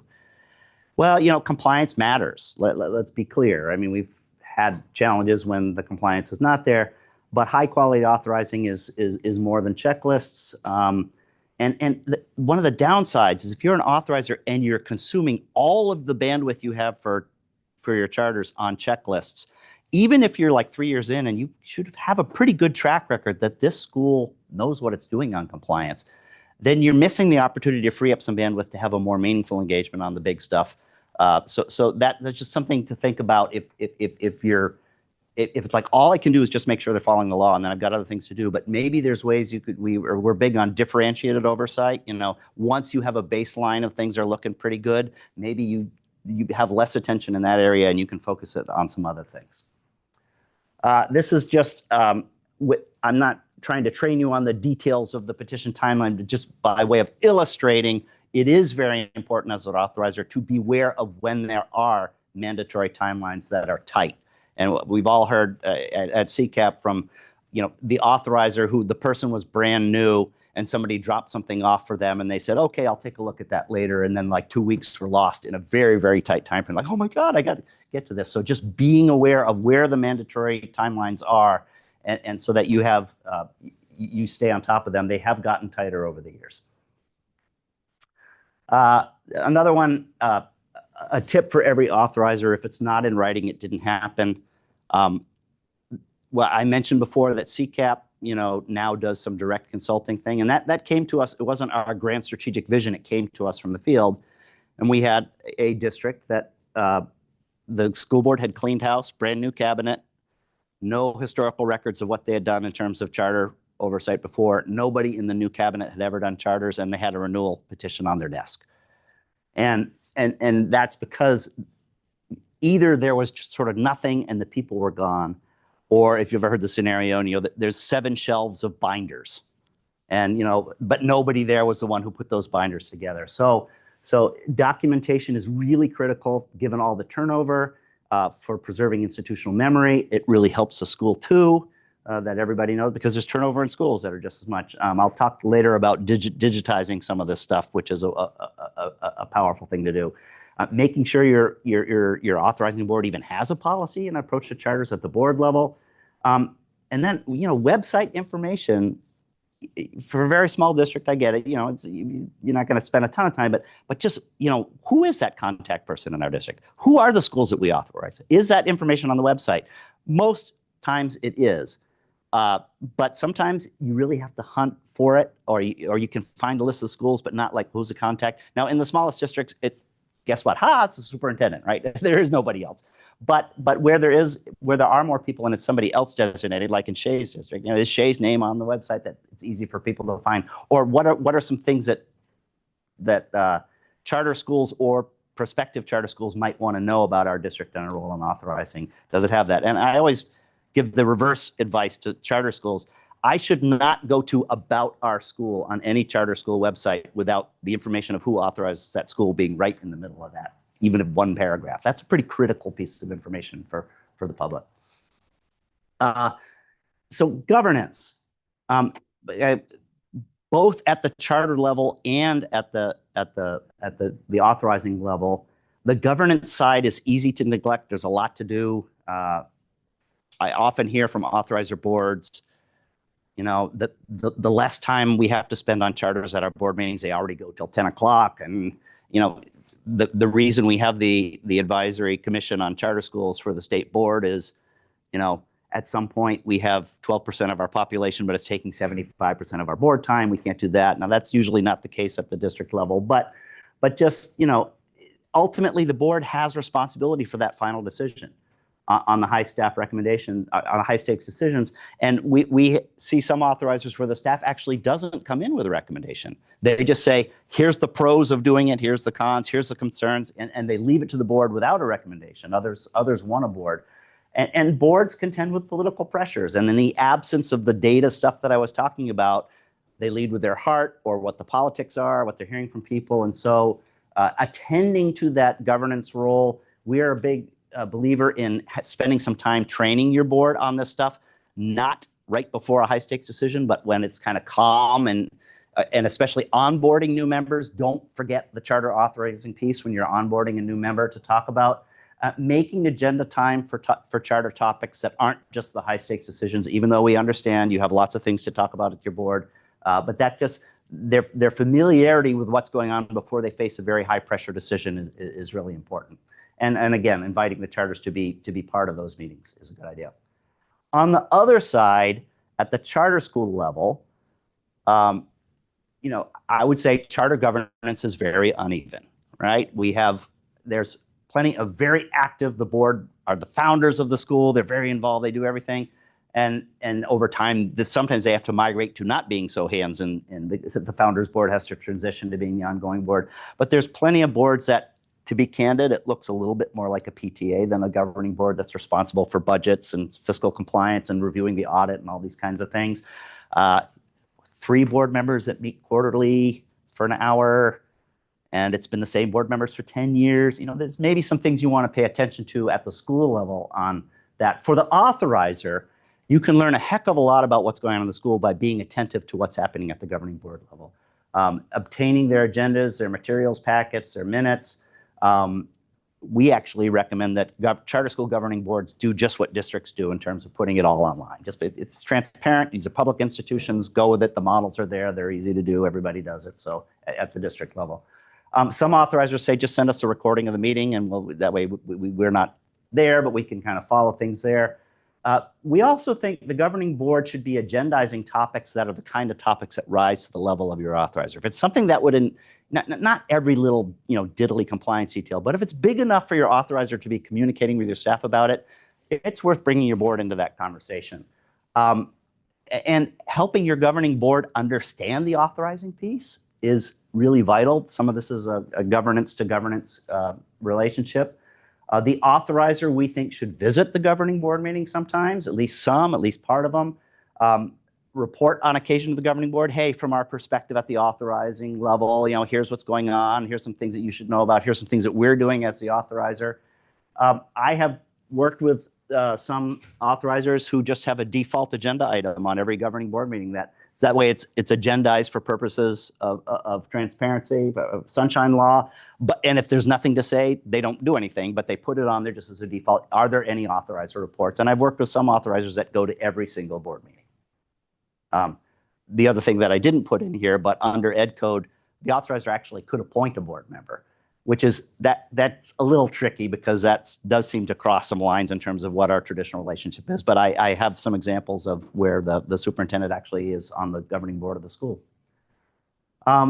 We also are big on using memoranda of understanding. I know over time there's you know, there's mixed feelings about that, or historically have been. It's becoming a pretty common practice. And, you know, one thing about California law that's unique is in every other state, the petition is it's your application to get your contract from your authorizer. Here, the petition remains a foundational document. And whether it has all the things in it that you kind of want in there to sort of like map things out and be transparent about the way things are going to work, that's why they're augmented with MOUs a lot. And there's different models for doing it, but you know, there's a lot of things that the petition may not have the details that would help everybody to have a common understanding about. So we recommend that we put those into an MOU. Let me stop there in case there's questions or comments before we get to the next section, because I've been talking uninterrupted for a while here. And any comments, any questions, any about that stuff so far? Yeah. Yeah. To do update, hearing from the kids, and if you can get them at the same time as the students from the district, it just kind of normalizes everything. No, that's a really good point. And again, not our renewal is up, let's get all the kids down there with our t-shirts, but actually along the way, building that familiarity and that communication along the way, the relationship that's a very good point. Yeah. Yeah, I agree. Tom, have you seen any joint board meetings between charters and school districts, or situations where charters have presented to the school board, the charter board members have presented to the school board? I have seen the latter. I haven't, off the top of my head, Eric, you mean, I haven't seen like jointly convened meetings, but we would, you know, certainly encourage, like if the school is reporting to the authorizer board, bring the board chair as well as the superintendent or the principal or the charter leader, and vice versa. I mean, you could have an authorizer board member accompany staff to visit the governing board meeting and just say, I wanted to see you. We're in the educational governance space together. You know, the other thing is there are charters that struggle with finding the right board members. And, you know, I used to, when I was an authorizer, we actually tried to put information out for the public about this is an opportunity to do public service. And more so in California than where I was an authorizer. But, you know, a lot of people are interested in governing, in serving as school board members. Yes, they're interested in education of kids, but they also maybe are looking at this is the first rung in the ladder of a public service, you know, elected official sort of a thing. And getting the real world experience in a charter school in educational governance is a terrific orientation and doesn't require you in most cases to get elected. So those governance to governance conversations, I think, can be very valuable. So here's some other practices. Oh, so we're at the survival tips, kind of like, okay, I'm a small authorizer. I've got so much going on. I have very few staff resources. How do I do this job? This is a huge job in addition to everything else I'm doing. What do I do? Well, here's some something. It's just, you know, how do I prioritize this? And sometimes we have this conversation with the person who's already an authorizer, but they realize that our district has not been doing anything. And now I'm the new superintendent, and I realize, oh my goodness, we haven't been doing anything. And it's overwhelming, the range of things all at once. So how do we triage this and make it happen? Well, the first thing is, you know, look to that list of the minimal requirements. I just said it's not enough, but start there and get those things taken care of. Be very aware again of the mandated timelines in case anything develops, and start to develop some internal processes of how would I do this thing. And even at the early stage, getting that connection with the charter school governing board, I think is very educational. And after that, it's sort of, well, how do I layer in a little bit more to make sure that I'm doing the job right instead of just like minimally getting it done. Intervention protocols to think about, like, if something needs to be done, how would I approach that? And at the end, I'll talk to you again about resources where you can get help, because, you know, if you're a new superintendent of this, you're not going to sit there and like develop all these things on your own, and you don't have to. Review additional school documentation as you get in, you know, board packets. It's not required that you look at that. You can learn a lot if you can get those. Procedural for annual reports. It's not required that you do an annual report, but in our view, that's very much a best practice, and it helps the school understand where the authorizer is coming from and puts them on notice of anything so that there's no surprises. Maybe consider more than one annual site visit. I mean, it says one, and you don't want to eat up a school's time that feels like they have to drop everything when they've got kids to educate. But maybe if you did, we often have a model where one is sort of that focus groupy one where we're getting to know, and another one is let's send an HR person there to check some HR records, or send a special ed person to do some IPs. So it's not all an overwhelming thing on one day. There's ways to do that, and it is a touch point more frequently than just once a year, which isn't a bad thing for the relationship building. And building the capacity within the rest of your organization, if you have a rest of your organization. But and I'll have another slide about sort of spreading the wealth within the district staff, and certainly network with other authorizers. You're not on your own. There's a lot of help out there. Make sure you pick up the phone and talk to people. This is the one about distributing the authorizing duties internally. I mean, I've had district clients before I was working at CCAP, where if anything, my biggest accomplishment with the district was making it so that it wasn't seen as the one person's job, and anybody else who helps them was doing a favor for that one person, as opposed to it being part of their job too.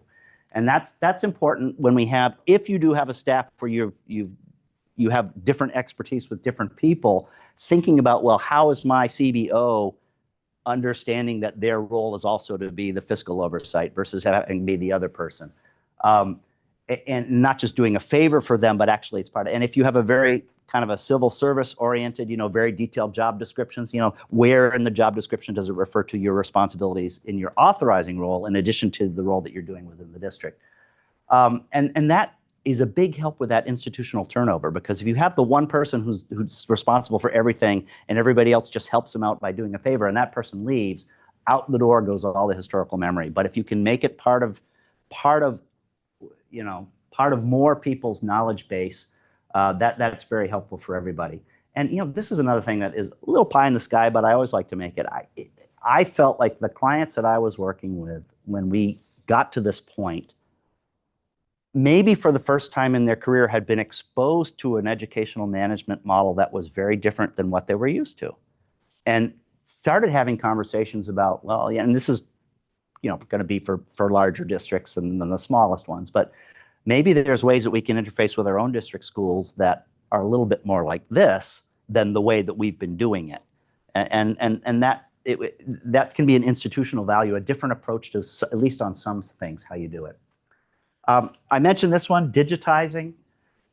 There's a lot of tools out there, especially in this world of AI, that can help you with that archiving function, but also just the ease of access versus the big binders. There's specialty platforms out there, Epicenter, Reportwell, Anvilar. Even some of the more universal tools that we're familiar with, like DTS, may have some charter-oriented templates, so it's not quite the robust platform that these other platforms, they have things like all the notices are automated, all the reminders, oh, this little thing was overdue, please get it to us, back and forth, and it puts all the communication, versus where's that email that I told them I needed this, and where did they send me the document, I can't find it. It's all in one place, and that's really great. But if that's like too much of I only have one school, it cost me $1,500, whatever, that's going to be too much. DTS has some things, and increasingly, especially with the power of AI, you don't want to leave your work to AI, but if you want some help developing your own homegrown model of digitizing things, we're at a place where there's more out there than there was before. And the other models that I talked about at the top are madly trying to incorporate AI into the platforms that they already have out there. There is, like with any software thing, there's that front end, like adoption pain. And then what we often see is like 2 years later, the schools and the authorizer are like, how did we ever do this before? Like, I can't believe it. Once you get past, it's typical with great software, right? At first you're like, oh, how am I going to learn this? And then 2 years later, like, how could I live without it? And again, it can be very helpful to the charter schools. We went to one session where we were helping a school district with the onboarding of one of these platforms. And in the first meeting where we were meeting with their charter schools, the charter schools were more excited about it than the authorizer was, because it's like, oh my God, this is going to make that. And there's things that they can do just for their own internal purposes at the charter school with this platform that they found very, very valuable. For authorizers, just like for the charters, you're not in this alone. Get help and collaborate, beg, borrow, and steal. I'll talk about the free resources again. Just even visiting the larger authorizers' websites. that can be overwhelming at first. And look, as a practical matter, you can't necessarily at a small district level start looking like Santa Clara County, and maybe you don't want to anyway. But if you're looking for a resource on, well, how do they handle this? They often have that stuff right available, and we have models at CCAP. I'll point to you about it as well. But compare notes, phone a friend. If hey, I've got somebody who's approached me about starting a charter school, and they already have 3 in 3 other districts. Pick up the phone and call those people. There's like an employment reference. What do you know about these people? How's it been with you? You get to know your colleagues who are also in the space, and especially if they've interacted with some of the players. And honestly, we heard about, Liz talking about, I've got 3 authorizers, and maybe they do 3 things differently, and it drives me crazy. This one wants all this, but this one wants a different sort of things. And so, over time, if authorizers are starting to do more things in common, on the one hand, the people who had a very light touch might be like, oh, now I have to do more. I don't like that. But on the other hand, the consistency is like a little easier for people. So and then the other thing we have a few instances where we have authorizers, especially the smaller ones who have a lot going on, and they know, I'll just give an example. We know we want to do annual reports. We know that there's a template that CCAP has. It's never the most urgent thing in any given week. And we've gone by another year without any report. But like Sutter County just pulled several of those folks together and said, let's form a little PLC, and we'll do it together, and we'll keep each other moving on it to get the job done. And it'll be easier for all of us because we're doing it together than it would be for each of us to do it individually. If you're at a district level, make sure you're connected to your county office. They may be an authorizer in their own right, and even if they aren't, they have some shared responsibilities for charter things. And many counties provide some supports for their district authorizers. And if they don't, and it might be a good suggestion, you could have that conversation with them, and we can help with that at CCAP or at CASI. And especially for areas where the smallest authorizers may not be plugging into authorizer-specific conversations that much because they just have too much going on. It's too far away. I only have one dependent charter or whatever. But they are used to connecting with their county office regularly. That's an easier way of maybe building the support in than it's like sending them to CCAP, who's CCAP, and that kind of thing. So that's a value. Just knowing who the person at the county office is, who is maybe the point person that I should connect with, it could be progress right then and there. Nobody likes legal bills, but especially if you're in anything high stakes, spend a little money to talk to somebody on the front end before waiting. If it's a high stakes decision, especially if it might be contested or be appealed or it's very controversial, early conversation with a lawyer, not a bad thing. If there's any concerns or interventions, certainly if there's something doesn't smell right. I mean, I know people in this room have experienced, but there were a lot of people saying something didn't smell right with A3. A lot of people. Where do you go? How do I get help? Who do I talk to?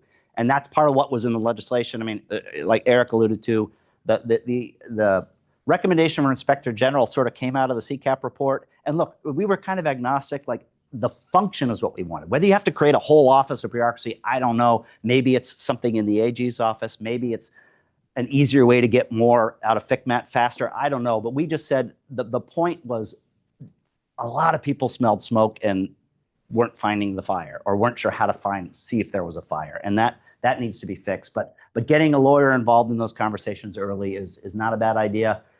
If there's these new and unclear changes to the law, a lot of times what gets able to get passed is not very detailed because we're not going to solve that controversy. So just put it in general, and we'll let the field figure it out. Maybe you need to talk to a lawyer about that. And MOUs, your lawyers know how to do those. Other contractors, not necessarily. So one of the ways that CCAP has gotten some referrals is the lawyer saying, my district is just used to calling me when it's anything that they can't handle, and it's not legal work, and it's costing them too much. Could you help them with something? So there are non-lawyer people out there.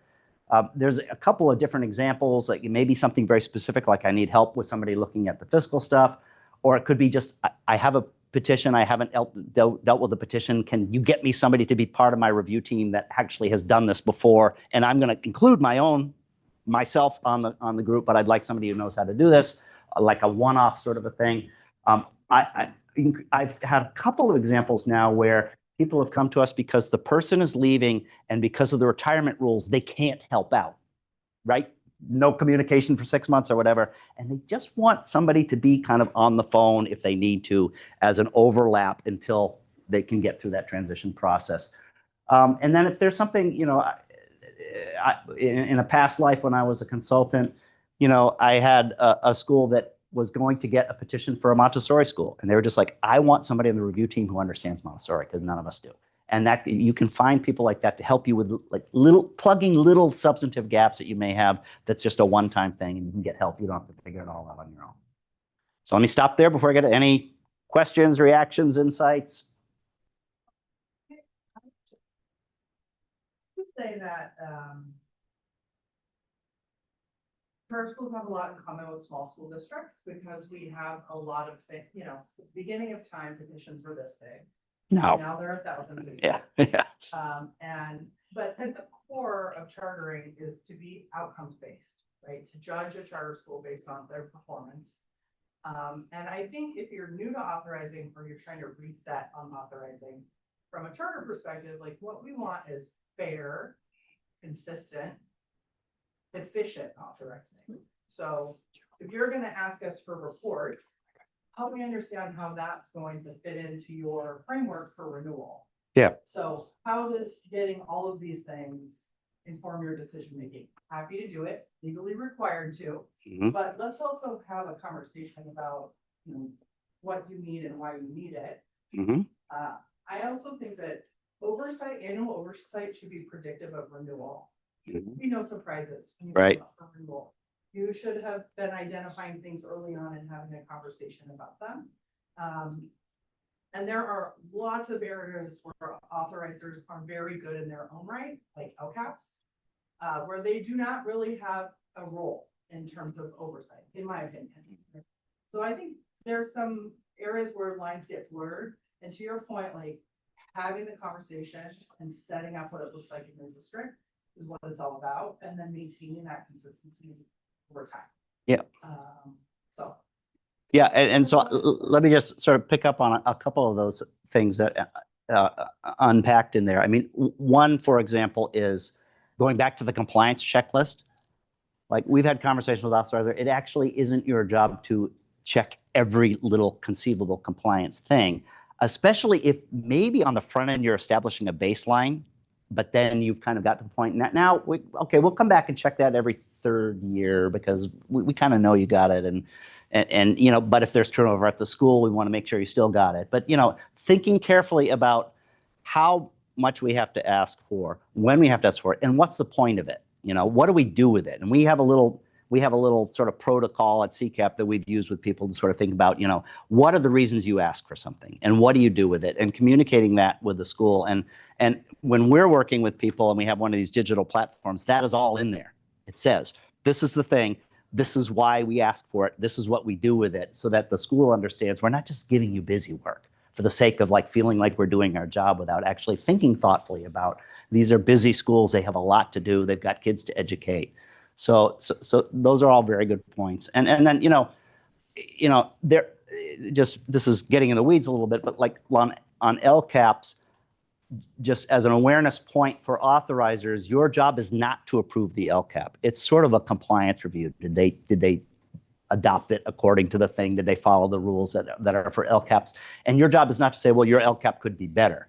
It gets a little sticky sometimes if a petition is saying, incorporating the LCAP by reference to answer things that have to be in the petition that the authorizer does have to look at substantively. Then it can get a little blurry. But generally speaking, we try to make sure authorizers understand your job isn't to evaluate every aspect of the LCAP in the way that, say, a county does for a district.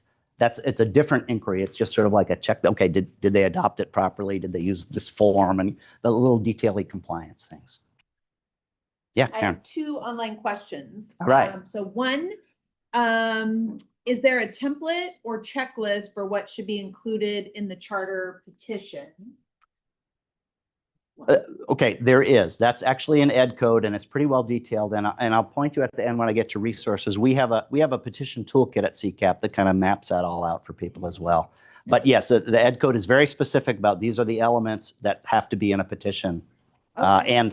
And one of the grounds, when I said approve the petition unless, one of the grounds for denial is it failed to do those elements of the petition. Okay. Yep. And the second question is, how do you recommend as the best first steps to initially establish contact to start conversations with district leaders? So, I mean, it kind of depends on what the scenario is. A globalized question, are you a prospective school wanting to get to know the district? But, so let's just assume that that's the question, because it could be, oh, I'm a charter already and new district leaders have come in. How do I initiate contact or but just in general, I think, understand though that for some authorizers, they actually may not know that much about authorizing. So give them some grace to say, I'm a school in your area. I'm thinking that there may be some interest in families in your area for the kind of program that we have. I'd love to have a conversation with you about it. I think, and then, if you're sensing they're a little hesitant, they're a little nervous, they don't know this stuff, we've had charter schools be the ones to tell their authorizer, do you know about Cassie? It's a thing that the CD is doing, and they have these monthly charter chats, and it's a really easy way to, actually coming from the school saying, there's ways that you can kind of be reassured that you're not on your own, and hey, the school knows way more about this than I do, where I can get help as an authorizer. So I hope that helps. But the other thing is, I'll leave you my contact information at the end, but with those kind of questions, reach out to me, because we also can help with that sort of a thing, initiating those sorts of things. Shay, you had. Add to the last two questions. So as far as what needs to be in a petition, one of the things I know as an authorizer looking at a petition, and I used to do reviews for North Carolina. And one of the things that I found is that when a petition comes to me and it is a cut and paste from another petition, and that petition does not in any way show that they are working towards educating the students in that community, or that they have any knowledge of that community, it's a red flag right there. So not just, as we say with authorizers, checking the box, don't just check the box, make sure that you know what's in that box. And then also with a new charter coming in, I always like to say, don't just drop off your petition. Yeah. Because there's a lot of information that I like to give. I like to have a very honest conversation with charters that want to open a school. And so not only do I want to know what you know and what you are proposing, but I need to give you information. I need to tell you the hard and the soft of exactly what's going on in our district, in our community, because that's where you're saying that you want to be our partner. So you can't just come in and, like I said, this cut and paste. There needs to be some discussion. And because when reviewing that petition, I'm going to definitely follow law. My board knows it doesn't matter what I truly believe. If that charter petition falls within line of all the things that it needs to be approved for. But of course, I'm going to do some things that are going to assist in making sure that that's the right thing for the district and the children that you're going to serve. Yeah, and I'll just say, that there's a category of things on that elements list in the ed code, and even in the grounds for denial, that I would call technical gotchas. And no authorizer wants to turn down the petition because you forgot to say, what the retirement thing was going to be for you. That's a technical, and that's the kind of thing where you have those communications along the way, and because it's really the substantive of your program and your proposal. And importantly, do you have the people in place and the plan in place to get the job done? And I will also, attest with Shay to having seen petitions where they forgot to change the names of the school, the location. I had a petition in Hawaii that had all this stuff about California law in it. And then the other thing, I'll just say that there's a very big conversation happening in authorizing right now, about AI, and the fact that AI can write the perfect petition that's aligned with everything the district says it has to do. And the importance of having what we call capacity interviews, where you're meeting with the team and finding out, do they really understand this stuff? Do they really have, is it just like, or there's, even before AI, there's professional consultants that'll write your petition for you. they're not the ones who are going to run the school. Do the people, or there's one founder who knows everything, and then they've got their friends in their founding board, and none of them knows anything. They just all turn to that same person. It's like, yeah, do you have the team in place that's going to be able to succeed with this petition? And that's becoming trickier to figure out how to do in the world where AI can write everything for you. So just a few words on the discussions that we've been having among policymakers. This is the report. Eric mentioned it, and I share it here just because aside from the policy discussions, when the difference between our report and the other two that Eric, ours were largely self-help recommendations, not just for charters, but for all LEAs about internal controls and certain sorts of things that, you know, with Sacramento, be careful what you wish for, right? You know, hey, we want some help from the legislature. Oh my God, now we've got 7 more chapters of ed code to deal with. So what are some things we can do by ourselves at the local level, or that if we put our heads together and work together, we could do more easily than we could each do individually? And only 4 of the 20 recommendations actually said, okay, this is where we need help from the state, because this stuff is above our pay grade. Eric, yeah. I'll commend you on this, because I think of the groups, yours was the only one that actually took a step back and said, what's the problem we're trying to solve? Yeah. Whereas like the judge in the A3 case just assumed that the problem was auditing. Yeah, right, yeah. Auditing is inherently after the fact and like looking at a rear view mirror, and is a very poor tool for dealing with fraud and abuse, which is, you know, in real time and productive. And I'll commend you guys. I don't agree with everything in your report. Yeah, but fair enough. Yeah. Did, you know, the important upfront framing of what are we trying to fix here? And I think there's a lot, you know, in there that's very helpful, and appreciated that perspective.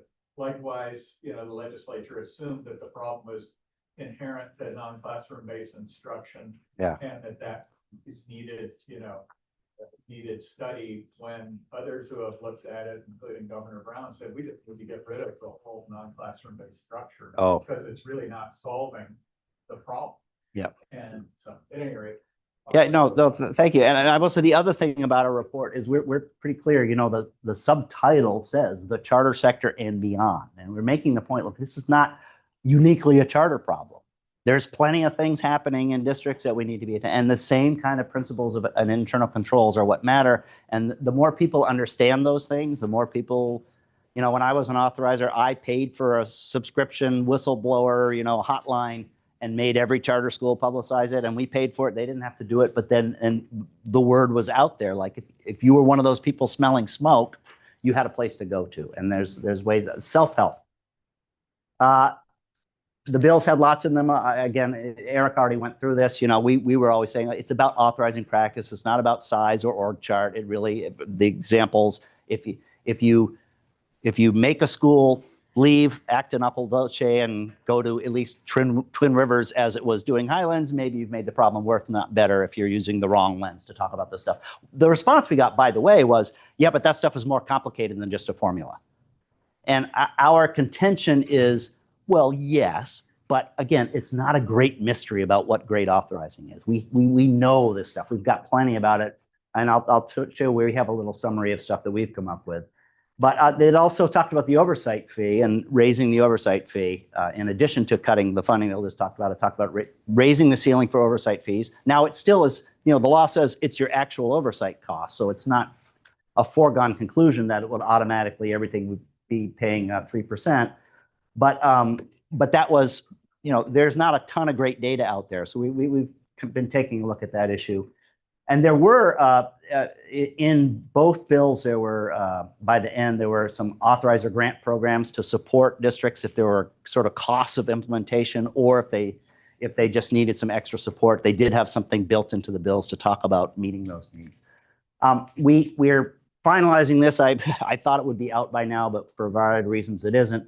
But we've been taking a look at that, doing a lot of focus groups with authorizers. And I'm just going to flag some of our sort of preliminary, and a lot of this will not come as great aha revelation. Nobody thought about this, but we've sort of taken a systematic look. And we also, you know, think that sort of the boring inside baseball is we would like to think that CCAP is sort of seen as the boring technocrats, and the more traditional education groups think that we're too cozy with the charters, and the charters may think that, well, they're too hardline on authorizer stuff, but we view ourselves as kind of the boring technocrats. And these were just sort of the things that we were finding. We do have structural vulnerabilities, and to be blunt, California isn't just vulnerable to bad actors, we're attractive to bad actors. There's a lot of money here. There are weaknesses in the system, and there's years and years of reports talking about what things you can do. How do you do that without stifling the innovation and the creativity? And that's the rub. We don't have a great system for codifying audit authorizing standards. Again, be careful what you wish for. Do you want it all in Ed code? Maybe not. But when it's not codified, it's going to be uneven in terms of the implementation, no matter how many great trainings you do, like SSDA is doing or others are doing. That really articulates it for people. We don't use charter performance contracts in the way that others do. We have the petition that continues, and related to that in our accountability system is we only have a growth model now, and it's pretty incomplete as it is. And I mean, God, other states have been doing that for years. We still have some things that are pretty backward in our accountability system overall. Here's some things on the funding. It does leave some tasks unfunded. There's no money until the school is open and the dollars are flowing to the school. You had to deal with the petition. There's things that happen. The bookends after a school has to close. The money's no longer flowing, but you still have these responsibilities. So there are some unfunded things. There are insufficient resources for some authorizers based on enrollment. And on the other hand, there's maybe too much money in the system. And this is where, I think we have to be very candid that, although a small authorizer can be a wonderful, relationship, and there's a lot of reasons for that relationship. There also are actors who very clearly went after the smallest district they could find with no staff to try to be their oversight for a reason. And, the law says it's your actual oversight costs. The lesser of the percentage, that's whether the 1% or the 3%, or the actual cost. And many people in the charter sector and in the authorizer sector just said, call it 1%. And then you can get all this extra oversight money that'll help you. You got a declining enrollment small district, help you out with that. And that became one of the things that the DAs went after in San Diego with the A3 cases. That's not what Ed Code says. That's misappropriation of resources. So that's still a work in progress, honestly. There's people who haven't gotten the memo. And then just in general, while authorizer supports are as strong as they've ever have been, there's still work to be done there. Just a couple of points on the non-classroom based schools in particular. There definitely is pent up interest of both operators and families. Petitioners may be interested in finding small districts for a variety of reasons. Some of them are the geographic situation and where they can draw their enrollment, or they just think that there's family interest. Sometimes it's, I was down in Fresno and they're saying, oh, we're going to have some new petitions, but it's actually not in Fresno because the families that are more interested in that, they're more interested in are in the more rural areas. It is potentially more collaborative, less politicized authorizing with smaller districts. And that is something, if the CTA owns a school board in some place, you're worried that they have an anti-charter bent. So maybe I can go to a less politicized authorizer. But we have to acknowledge that there has been a history of targeting the small, weak authorizers for a reason, but by some who maybe aren't 100% focused on educating kids. The oversight fees are to cover the costs, the actual costs, and I think the bill would have had that audited as well as like the performance of audit. Like, let's look at your costs and are you actually accounting for that properly? And then if a new petition is coming your way, again, you need to be talking to other authorizers, especially if these are existing operators that have track records. Compare notes, find out what's going on. So in the couple of minutes, here's just some more resources to point you to. We have a whole online free resource library with toolkits and models and templates for doing things. And our MO is we draw on the big shops that have been doing this and have dedicated staff, but we have to do a translation exercise because that's not going to work for every size authorizer. So we try to make it manageable. And just to take an example, we have an annual report toolkit that has a fiscal framework, and we did a lot of thought about what is enough information to be reassured that the fiscal health and integrity are there, but it's not like FCMAT's, huge thing. It's like, it's manageable. And so that's all free and it's on there. We're building that all the time. I mentioned Cassie, that's the department's initiative. They have these 1-hour charter chats. By the way, for those of you we are increasingly finding a lot of charter school people on those charter chats, and it is an authorizing conversation, but it's a good way to sort of check in and find out what the discussion is on authorizing every month. They do quarterly online trainings, and all this stuff is recorded, and all the accompanying resources with any training that they did one all on the teacher certification stuff, and then all the resources where you go for help, and you've got a 2-hour recording, and then all the resources. It's all there on the department's website, a lot of great stuff. And they're about to start a new mentoring program to pair an experienced authorizing person with somebody who's new and wants some help in the field. So if you're in a district that would like just somebody that's the person that I call my default person all the time, they're setting that up. It's part of the department's grant, and they've got, I think, San Diego Unified are the people leading that charge.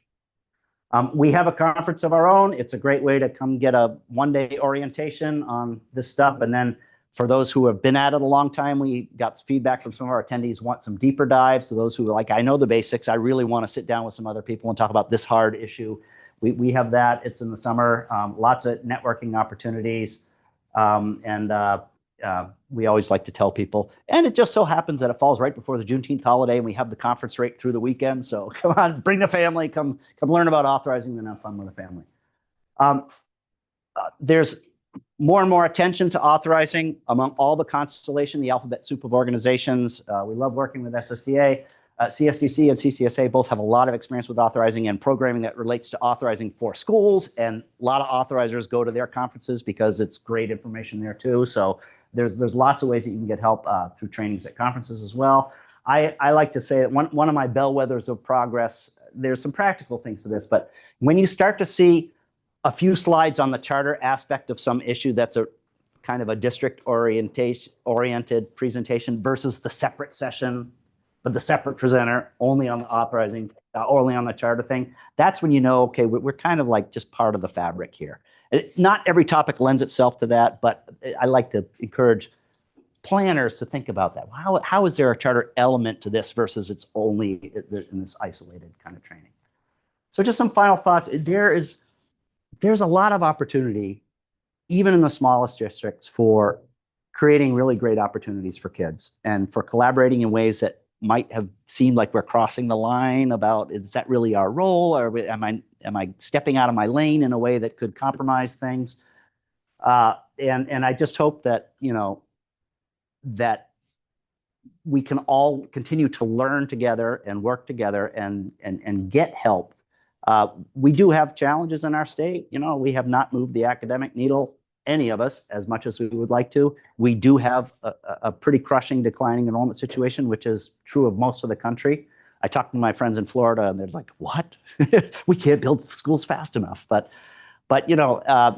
again, going back to the point about it all being relationships, and I would like to think we're certainly, although we still have these contentious politics in Sacramento, at the ground local level, I think there's hopefully less of that. And if we're not there yet, then let's continue the conversation so we will get there.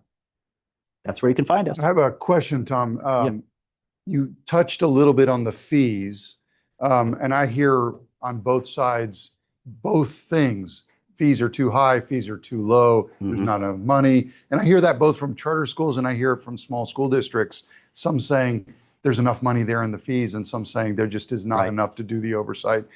I know this is kind of a crystal ball question, but what do you think is going to happen in this area? What are some thoughts about what you would advise an authorizer and a charter school that are going through this process in how to navigate this without stepping on some of the mines, right?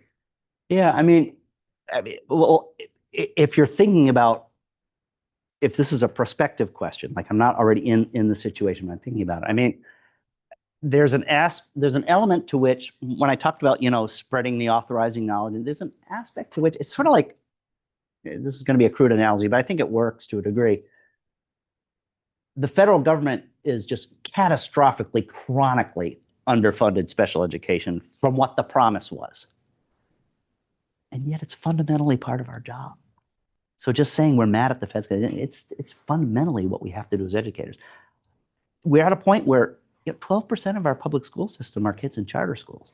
And whether or not you have all the money from the oversight fee to do it, it's fundamentally part of the job. Now, that doesn't mean we shouldn't address those structural things. And I think that, we're going to come up with some suggestions on how that, there's different states fund it in different ways. Like they may have, maybe there's a set aside line item where you can draw some funding because I have a petition and I need some help or that kind of thing. But the other thing is we have a lot of resources that are free that we didn't have before.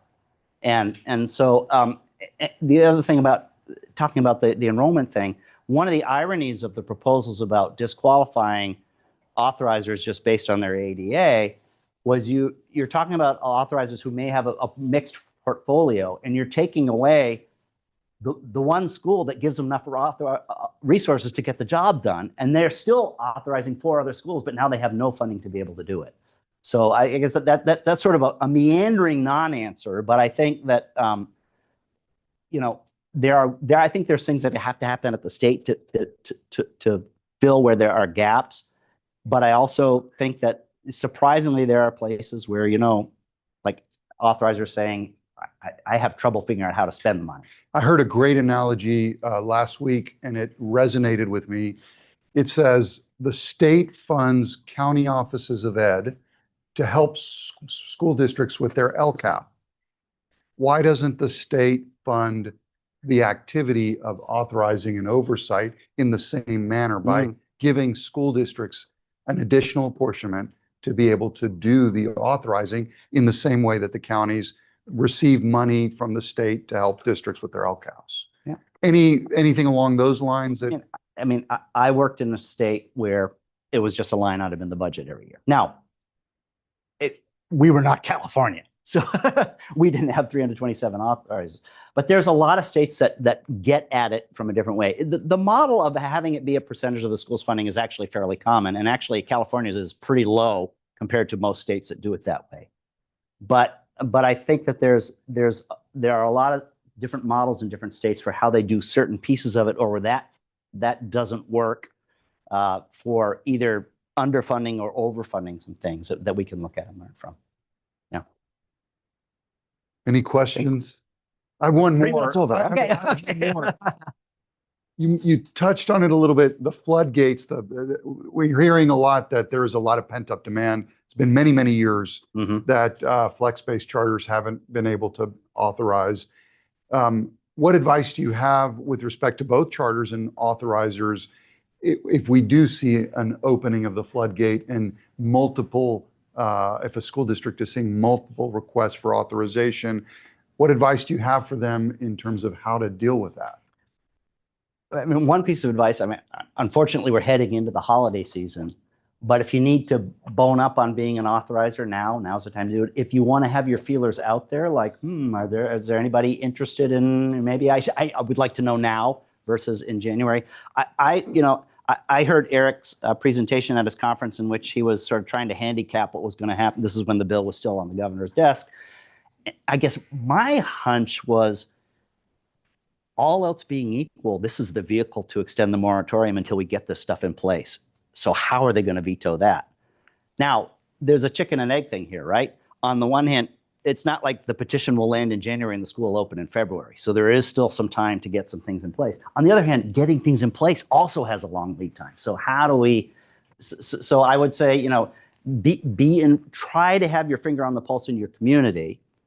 And then this is from the authorizer perspective about, people know people, especially in smaller districts, people, you find out. If you are a school that's thinking about an area, please go and approach your authorizer earlier rather than later, so that they can, that it'll be easier for you actually. Because if they're like, oh my gosh, I need to learn about how to do a petition to be an authorizer, give them some lead time on that, so you can have those conversations. And then, the other thing is for all sides, don't go it alone. Talk to others. there is a lot of pent up demand. I mean, a lot of the world experienced learning this way in COVID. Some people hated it, and some people were like, wow, why did I never have this before? And that it's been artificially sort of tamped down, and it's coming. Tom, thank you so much. All right, Appreciate you. These are great presentations. I'm learning so much as well. So we got lunch here and ready to go. Thank you very much. For those of you online, we'll pick back up at 1 o'clock. Either stay on or rejoin us at 1 o'clock. We're looking forward to having you back at 1 o'clock. We've got a great panel discussion from authorizers and charter schools. So this is going to be a great opportunity to have some engagement, interaction, and questions. So please join us back at 1 o'clock. Enjoy some lunch, stretch out a little bit, and I will have Scout do a short introduction as soon as we all kind of get settled in with lunch.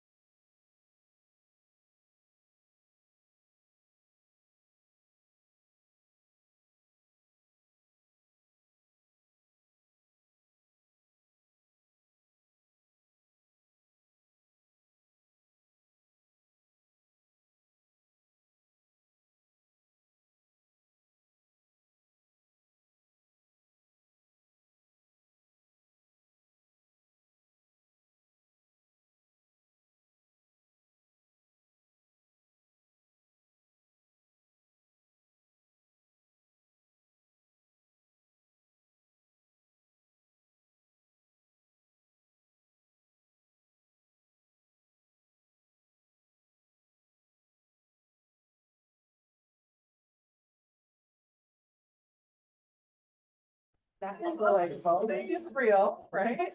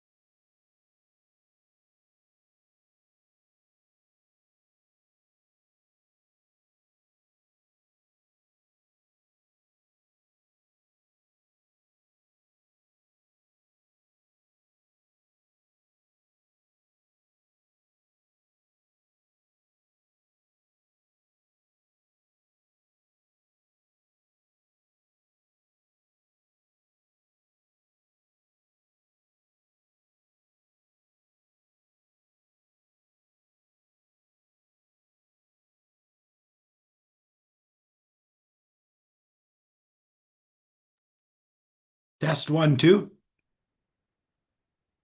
Can you hear me? Yes, it's working. Yeah. Perfect. It wasn't the other day for me. I got it fixed then. You do it one more time, Peter. Yes, test 1, 2. Can you hear me? Did you hear us, Peter? I can hear you guys perfectly. Yes. Sorry, we're just trying to crank up the volume a little bit. Just give us Okay. one more time for us, Peter. Yeah, my name is Peter Livingston. I'm here to work with you guys. Give you more than a test 1, 2. Yeah, we hear you loud and clear, sir. Thank you. Perfect.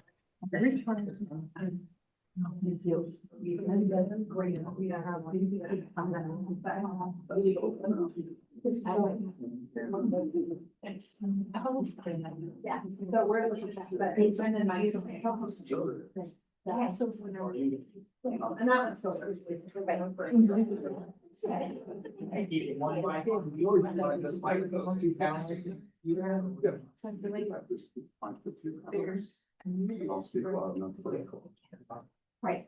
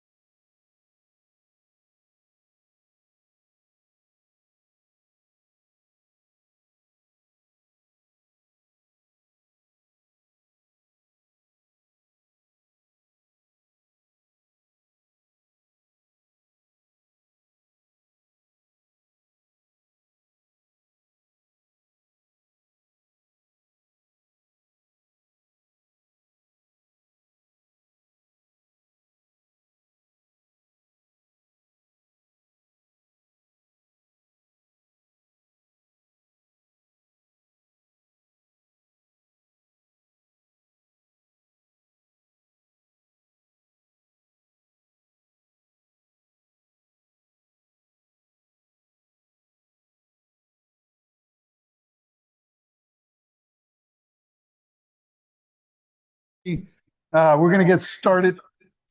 Got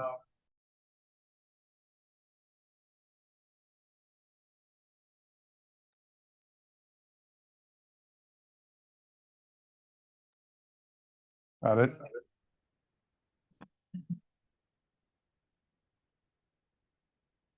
Just mute it. All right, we're good. Are we good? Yeah. All right, fantastic. I want to introduce Noah Fitcher. He is with Scout, and Scout, they all the way from New York here for our conference, but they sponsored our breakfast and our lunch. And so I want to give them an opportunity to talk a little bit about their company and what they do for authorizers and charter schools. So Noah, hand it off to you. Absolutely. Introduce yourself and what you do. Hi, everyone. Noah Fischer. I'm the co-founder and CEO of Scout. And right now, I'm living every little boy's dream. I get to build a student information system. Try not to get too excited about it. But before I was in education, I was in the tech industry, and I got my degrees in computer science and education policy. And I ended up working at a financial technology startup, and I absolutely loved the innovation aspect of it, but I hated just this constant focus on making as much money as possible. And I always had seen startups as a way to make the world a better place, to do real good in the world. So I left to start a company in education. And when I started Scout, I spent over a year looking for investors. And over, my co-founder and I heard the same things from investors. They asked us, why are you building in education? They didn't want us to build in education because the outcomes weren't big enough. And of course, outcomes to them meant money. But my heart had always been in education because it was never really about the money for me. And so after a year, I found investors who were really mission driven, who cared about what we were doing because of the impact that we could make on students and on families, and not because of the money that they thought that we could make. And these investors really enabled us to build something that we feel that the world needs and that the world might not have access to without us. And so I tell that story because I think charter schools are a lot like the startups of education. They are the innovators. They are kind of reimagining the status quo of education and what education has been to kind of discover the future of what education could be. And they experiment, they tinker, they iterate, and all of those programs that Liz spoke about, they're really trying to find the best way to educate each individual student. Whether that's a traditional classroom setting or some mixture of an independent study program or an online or live virtual program. They're really pioneering the way for what it means for education to be truly personalized, which is, we live in a time where everybody kind of throws that around really casually, but they've been doing it for such a long time. And school districts are kind of like startup investors. You have the opportunity to help these charter schools thrive.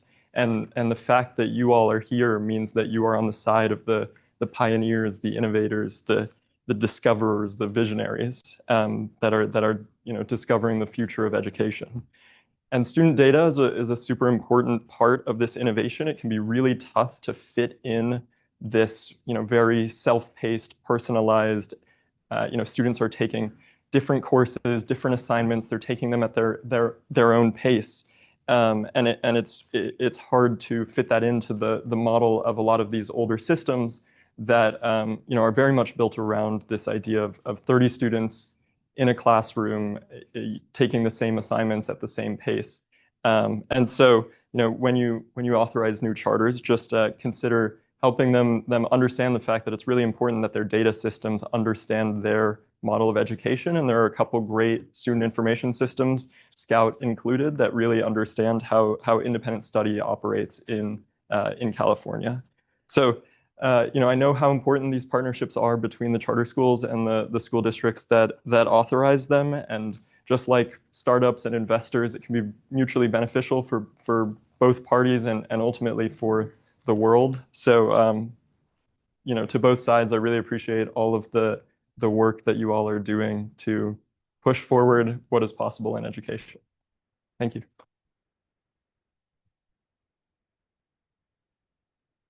Thank you, Noah. We are very grateful for the sponsorship and the support. As I mentioned to you and to all those here, that we endeavor to remove all the obstacles to participating in these things. And that means we don't charge anything because we don't want people to have to make a decision about whether a dollar goes into the classroom or a dollar comes to putting something on like this on. And so that support is very meaningful to us. Not only to SSDA, but I know of my sister organizations here. I'm going to start our panel now. I'm going to kick it off. I'm going to invite Chris Raffanelli. I have the pleasure and the honor of having two board members here with us today. Chris Raffanelli is on our board. He represents the region that's the far northwest of the state for SSDA. He's from Sonoma County, is the superintendent of the Liberty School District and an authorizer, and have had the opportunity to share, listen to some of the stories. And I'm very impressed, and I'm honored that you would come all the way down from Sonoma to be here with us today. So Chris, thank you. Have you come up here? Thank you. I have on the screen, I have Peter Livingston, another person I have an enormous amount of respect for. This is a man that is passionate about students and is willing to stand up and fight for kids. And he is the superintendent of the Lucerne Valley School District in the Palmdale Desert area. And I've had the pleasure of getting to know some of, I think, his entire board. And they all were present at NREA. And he's got, his board has the equal amount of passion that he has for kids. And it's just such a refreshing pleasure to see that kind of commitment and drive to serve students. in some of the areas that tend to get the least amount of attention. So Peter, thank you for joining us. And then a dear friend that I've met a couple of years ago, Shay Pattison. She is from Acton Agua Dulce School District. And this is, I think, an amazing story. Is somebody I have a lot of respect for, because Shay was one of the individuals who really turned around authorizing and has become really the poster child for what good authorizing looks like in the state of California, following a lot of really bad, difficult publicity in the state over the A3 charter fiasco, right? And so I'm honored to be your friend and to have you here and we're going to talk a little about what authorizers do and what the challenges they have with respect. So we're going to get started right away. We'll just I'll ask a question and we'll kind of go around the room. So first of all, I'm going to ask you guys to introduce yourselves a little bit about what your role is with authorizing, what types of charters you authorize in each of your districts, and how long have you been a charter authorizer? So maybe let's start with Shay and have you introduce yourself. My name is Nashay Pattison. I'm the Director of Charter Schools for Acton Agua Dulce Unified School District. I've been in education for almost, I'm going to say 30 years. I have been a principal, a teacher for 13 years, and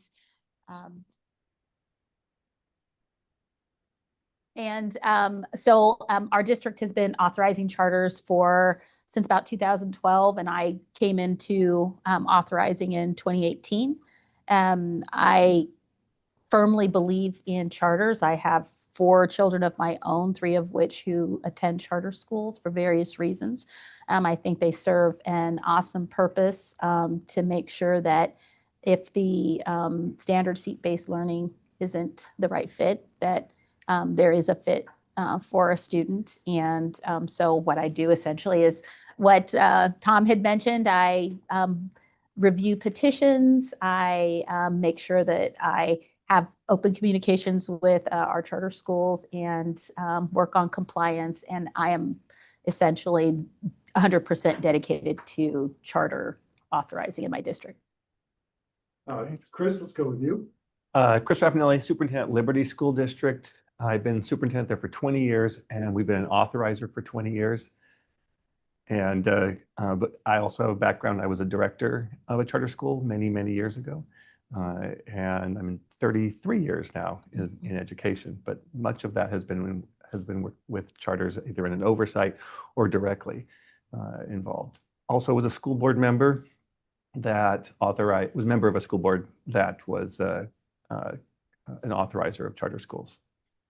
So, and we're small, but we have 3 charters, 2 independent, 1 dependent, and I'm the superintendent, and I'm also the oversight of all our charters. One little note, since it's come up here, I also was an authorizer of A3. We have a good story for that. We'll get to that. Yeah. Fantastic. Peter? All right, you bet. First of all, thank you, SSDA, for hosting this. I've been able to be zooming in. Appreciate the virtual option. I got some things going on down here with my family still, and really happy that you put this on. I've been in education 30 years as well. 10th year as superintendent out in Lucerne Valley Unified School District. We've had charters for all 10 years, and listening to some of the stories. My first year, I was a superintendent who really didn't know a whole lot about charters. I did not come from the charter world. I was in the traditional public education as a teacher, assistant principal, principal director before I started as a superintendent. And along my way, I've learned. And now I support the high quality programs that are offered by our charters, strong advocate for charters. And a lot of people in the room there I've seen and met. So it's great to be part of this again. We have 6 charters right now, the non-classroom based, flex-based charter schools that are serving kids in Southern California and doing excellent work. And so thank you again for putting this together. Fantastic, Peter. So some of you who know me, or many of you that know me, know that I'm a vision-driven person. I believe that the vision should drive an organization and should drive the way we do things. Explain to us your vision for oversight of your charters and how you implement that vision as a part of your role as an authorizer. And Chris, let's start with you. We see ourselves as a team. So we have two charters right now. One we've had for 20 years, and then one just about 5 or 6 years now. And because in both cases they had very limited experience, it was really us working with them hand in hand in the process of getting themselves set up, getting used to working within a school environment, because so many of the charter people we've worked with came from outside of public education, and it was quite the sort of experience for them to not have the simplicity that they saw of traditional business practices, as opposed to getting into working with CDE and the Ed Code, even though they have obviously a revised version of it. So our role is really as a team, so that they're open and willing to communicate with us when there's a challenge coming, and they're open to hearing when we see the challenges that they're not quite seeing yet.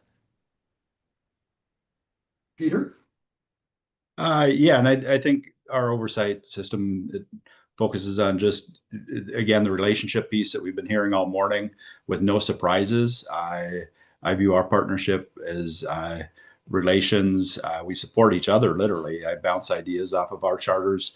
They do the same with us. And it might be anything from learning how you support your kids through intervention, who you use for independent study programs, to what you're doing with your business side of the office, and making sure that they're in alignment with the vision of our board about parental choice, and have the right outcomes in mind. I mean, I'm sure we're going to get to it later, but in our world, I've had many people approach me on charters, and some of them you kind of sniff out that that's not what they want, and it's more about getting another charter and getting more kids. Luckily, we didn't get into the A3 world, but they hit me up 3 times with their charters, and it just didn't smell right. So it's ensuring that they align with your vision, and again, just working together to support kids across the system. I 100% agree with the collaboration, with the relationships that you build. Oftentimes, I tell people my charters. I think anybody who has ever been a teacher and you say my kids, and you say that because you feel that you have an obligation, a want, and a need to make sure that kids are successful. And so when I say it and say my charters, I'm internalizing that we're in this together. We want the same outcomes. We want the same vision for kids and their families. And that's a quality, alternative education. So. Thank you, Shay. You all touched a little bit on the relationships and the relationships between the districts and the charters. Let's dive a little bit deeper into that. Talk to us a little bit about that relationship, what it means to you, and what does the relationship mean in context of the A3 fiasco, right? How has that changed the way you think about relationships? Or was it the relationship that kind of keyed you into some of the things that were going on, right? And let's start with Peter. I got to kick it off this time. Yeah, the relationship is essential to build the trust that you need in this political environment we're in, honestly. And I mean, I think it starts with the oversight process that we've been discussing today. Our goal is not to have surprises with our charters and to support them in what we're doing. One of the things we do every year in that process is give them the information, get the feedback, create our process so it's relevant to the changes that are coming in law. Again, and I heard someone say it earlier, where if they don't understand the why of why we're asking for something, it doesn't make sense to them. And so everything we do is geared around the collaborative process and just open, timely communication, plenty of reminders when we need your budgets. They know all my people that are asking for things. We know them. I mean, we talk to each other regularly.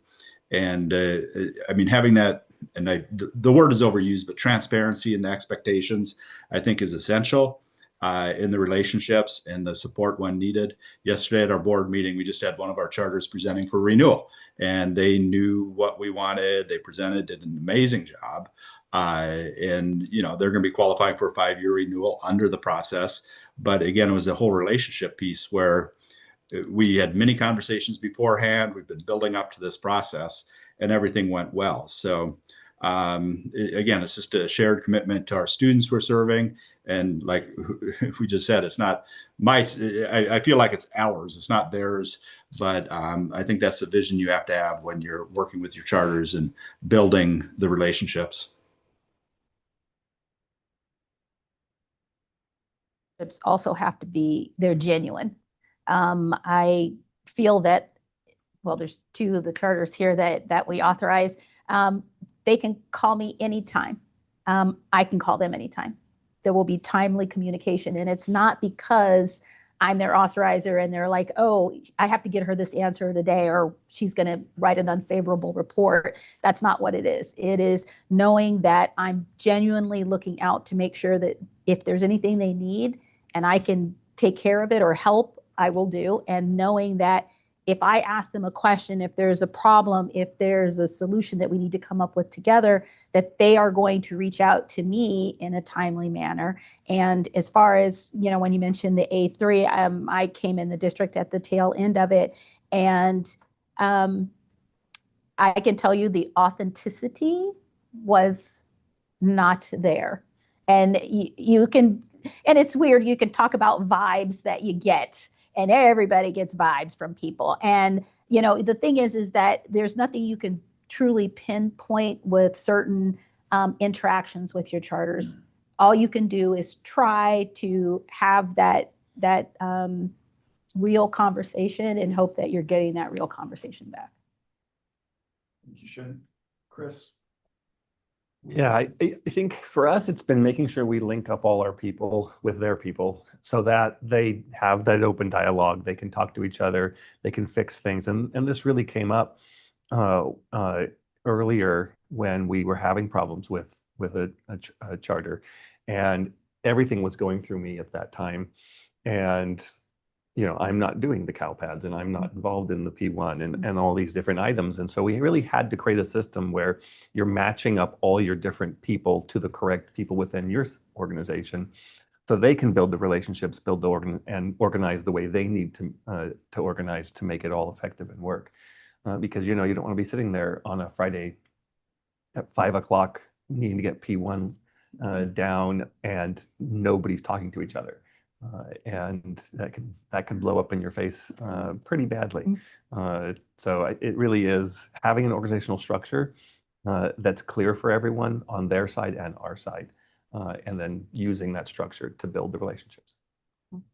Thank you, Chris. I am certain we all experience challenges in what we do, and particularly in authorizing, and we learn through stories, right? And so if you'd be willing to share maybe a story about some of the challenges that you've had as authorizers and how you resolve those challenges. Because I think that is also something that's very valuable for us to learn. It's not just what are the challenges, but how do we resolve those challenges? Chris, I'll start with you. Okay. So our challenge was A3. And so we authorized them. We were an experienced authorizing district at that point, having had our other charter for a dozen years at that time. And my board is very, very pro choice. And so when it was called CalSTEAM that came to us, CalSTEAM came forward to us with a petition. They used a sort of subgroup from a neighboring county as the sort of lead to get in, a group that had been a magnet program but been pushed out of their district. And my board was very sympathetic to that idea. So they were authorized I think we authorized them in March. And after going back and forth for 6 or 7 months. And so we did the authorization, and immediately I started sending out my lists of requests. These are the things I need. I need an organizational chart. I need to contact people for all the different areas. Here's the timelines you need to meet. And there was silence. There was nothing coming back other than, hey, when do you think we can get our first check? And so I called and would go back and forth, and they were pretty receptive. The gentleman I was working with over, in the early communication, but once they really got up and running, there was really dead silence from them, and I was having to send out more and more requests. And they started out verbal, and then they were emails, and then they were letters, and it was fairly clear to us that, from my perspective and my experience, and having run a charter that I took over and discovered after I signed my contract that it was bankrupt and giving incorrect information to the authorizer, that I could see that there was something going on here. I wouldn't have assumed it was what would come out, which is hundreds of millions of dollars worth of fraud, but it was clear there wasn't competence in their system. They weren't meeting deadlines. They weren't responding to requests for information. Their people turned out to be one person. Every time I would request who's in charge of this for your organization, the same name kept coming back. And then less and less information started coming until the initial check comes in that they get sort of early on, and then someone's at our door to pick up the check the day the check was there. And then our big issue, which was I sort of alluded to, was P1. That's a pretty early step in the year. They didn't do it correctly, which I was surprised. They were part of a big organization. That seems like a technical aspect they should know how to do. We literally on a Friday at 5 or 6 o'clock at night with our P1 not able to go through because they have messed up theirs so badly. And we're on the phone with the state, and the state's saying, you do know you're not going to get funded. If they're messed up, you're messed up. And we finally, after some very heated conversations, got them to finish theirs up, and we got the system through. And then I started my process of being much more formal about informing them we were going to move for the revocation. So we were, literally 4 months in to working with them when we gave them formal notice.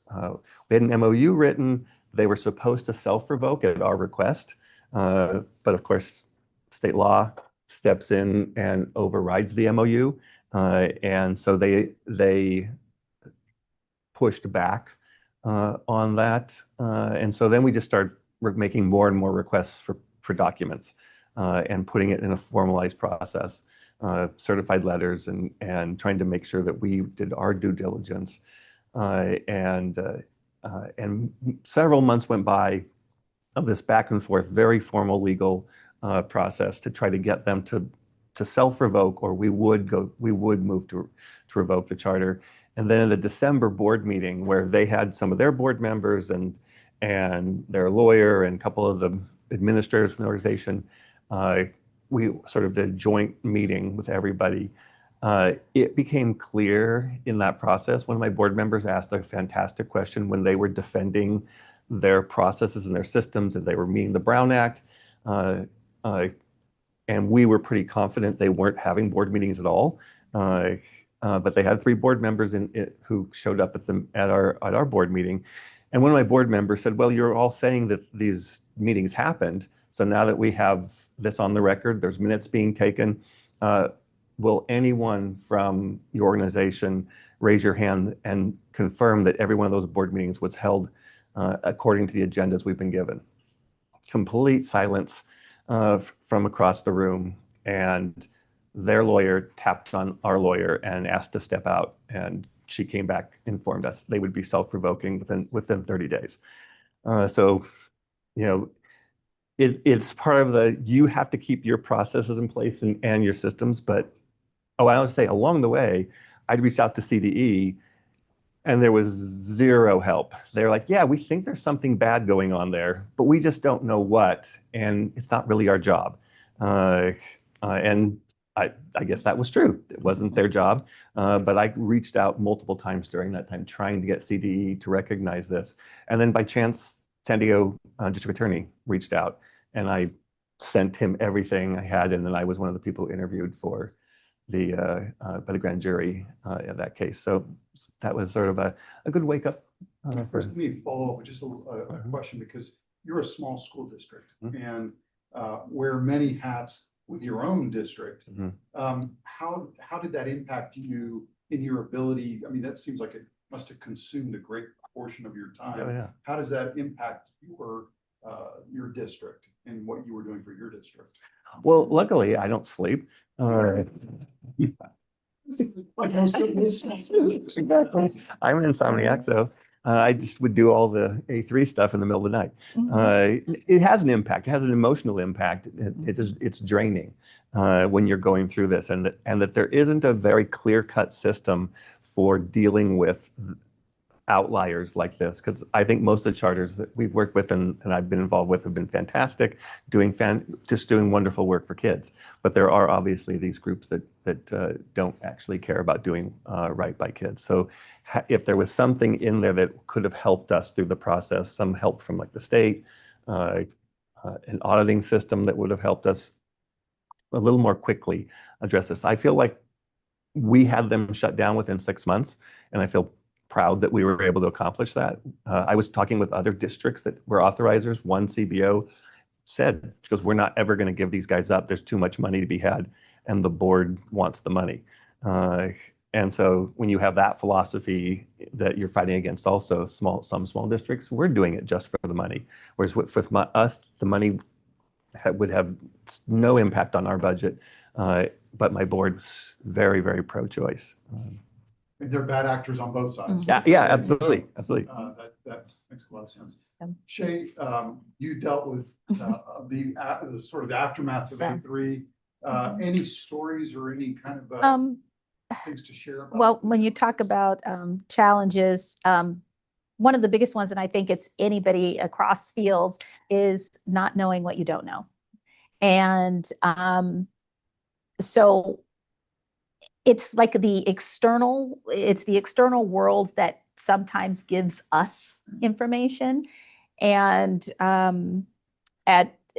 we have our virtual schools, and we mentioned how some of them may have seats where students have more flex-based learning, and some are completely virtual. And we had a virtual school, and I had gotten a call from a fire marshal that said that there was a fire in one of the classrooms. And so I said, you couldn't have had a fire in a classroom because they're virtual. Well, there's 20 kids in this class, and there's a teacher at a whiteboard, so I think you have a classroom. Okay. So then, I got to play detective to find out what's actually going on. Then I have to send letters saying, I'm aware that something's going on. But then you might get a response back. I don't know what you're talking about. So sometimes the challenges are the back and forth of you're privy to some information that you bring forward. But if there's that denial of that information, then it becomes adversarial. And then so what do you do in the meantime to rectify that issue? So I think that the challenges that we have is learning about unknowns that become knowns. And your job is primarily, exclusively, right? Authorizing and oversight. How does that play a role in having the time and the focus to be able to do this? Well, I think, yeah, right, exactly.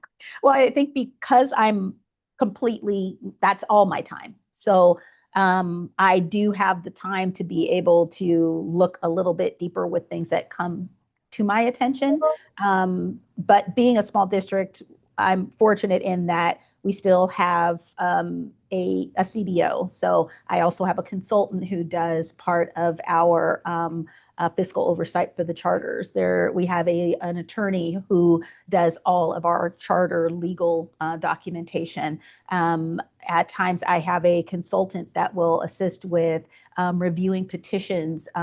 We've started some new things where she will sit in on board meetings that, so it's being able, as Tom had mentioned earlier, to be able to delegate some of those duties. And as Chris said, you can't do everything. And those of us who've been kind of worked our way, as a teacher and into the district and all these other things, I've done SPED. I review SPED files. I don't do it all in that same day. I go and I will look in SACE and I will review them a different day than I've gone to visit the sites. So it's one of those where you budget your time, you figure out where you're needed, and you delegate the rest.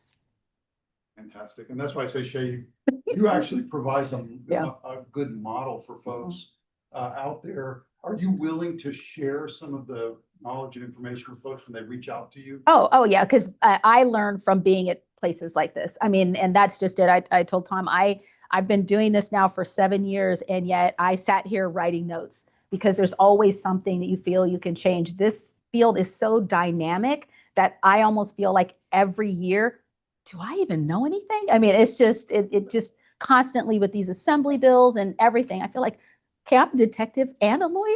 Come on, it's crazy. I've had the opportunity to hear you speak at a couple different conferences, and I have always learned something, Jay, so thank you. Thank you for sharing.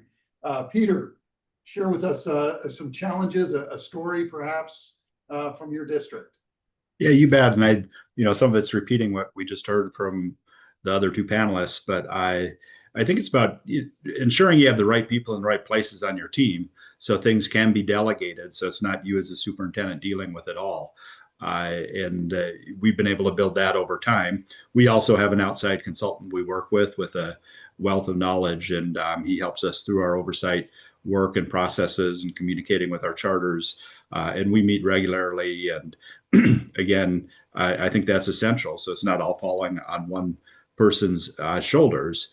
Probably the story that could be related to the ones in the news that we had was we did authorize some Inspire schools initially on the tail end of it. And once we got them on, and after a few months, and I started seeing some things, what you hear from the others is what we kind of went through as well, where I'm hearing of learning centers popping up that aren't in our MOU back when those could exist. And I'm sending them letters to close them down. And it's, you got to put it in writing. And we did. And then it was a blunt conversation with the CEO of the organization who was bringing things to my attention. And I just said, we're reading the MOU they had with the back office provider Inspire. And that's all they were, was a back office provider. It was an independent school for us away from them. And it was like, okay, you're going to need to get away from them and give them notice. And we worked together to get through that. And so within the next year, we only had them under them for 1 year. They were away from them with 3 other schools that I had met with when we talked about the collaboration between small schools, 2 up near Bakersfield who were authorizing them. And myself all had given notice that they're leaving them and getting new back office providers. And they did. And then we had a second one. And again, similar to some of the others, was a blunt conversation I said, where if you don't pull yours out, we're closing you. It's your choice. You can either do it or not. And we didn't have to go through our lawyers, but I think it's that honest conversation with no surprises, and basically gave them the choice. Either you're going to close or we're going to close you. It's up to you. And they closed. So, we did close down charter school in that case, and it was the right decision. And with the other one, they ended up suing Inspire. Didn't get their money back ever from it. And now they're very successful and thriving. So the challenges, I think, when you run into those situations is how do you navigate them? And, it is using your lawyers, like had been mentioned here before, and having a good lawyer who understands what you want within the charter world of supporting, but yet needing to be firm when is necessary, and giving you guidance on that, then having the connections to where like I said, the three of us who were authorizing Inspire at the time all met up in Bakersfield at some Chinese restaurant up there with the guy who replaced the one who was put on leave or fired or whatever happened. And, he couldn't convince us of what was going on that was right. And that was when we all decided, no, this is it, we're leaving, and got out of that one before it got too bad. So it's, and those are the few rare cases, because you've got A3, you've got Inspire. How many school district cases are there? That's my question, where they continue to operate. And so when you get this big lens that all charters are operating this way, that is not the case, as we all know. And it's sad that that's happened to create that lens of scrutiny on it. But overall, I think, the charters are doing good work. And what I could see as helpful is, like we were saying, you're calling the CDE previously and not getting help. It's like, okay, something's going on. Let's go investigate these guys hardcore. That's huge. And then getting auditors that are approved by the state to work with charter schools. I know it puts another layer in place for auditors, and probably a challenge to find them, but I think that could be very beneficial as well, because it happens in regular districts, it happens in charters, and then the question is, what do you do if you sense something is happening? And so that level of accountability could support authorizers that are smaller with limited staff capacity, that are doing work that they're doing. And again, the challenges are just, when you sense something's wrong, you got to start to take action quickly to get rid of it. And there's a lot less of it now, I believe, within the charter system, because of all of the focus that's put on it. So that's a positive that's come out of what's going on right now. And I think what'll happen as new legislation gets passed at some point. Agree with you. This not just charters or school districts, and it's not small or large. Fraud happens, bad actors happen, and it's not good to point the finger at any one particular area. The whole thing about fraud is that people want to commit fraud are going to commit fraud.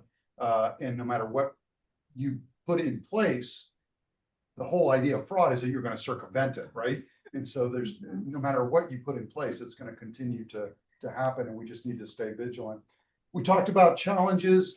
Let's talk about benefits, the more exciting part of all this.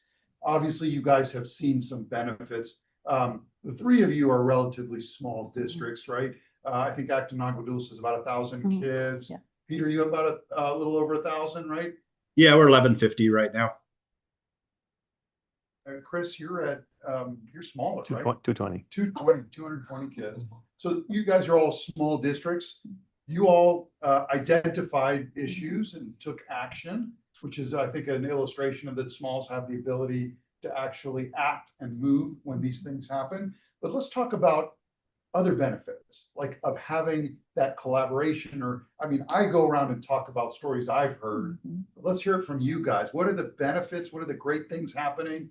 What have you seen your districts do because of that relationship with the charters?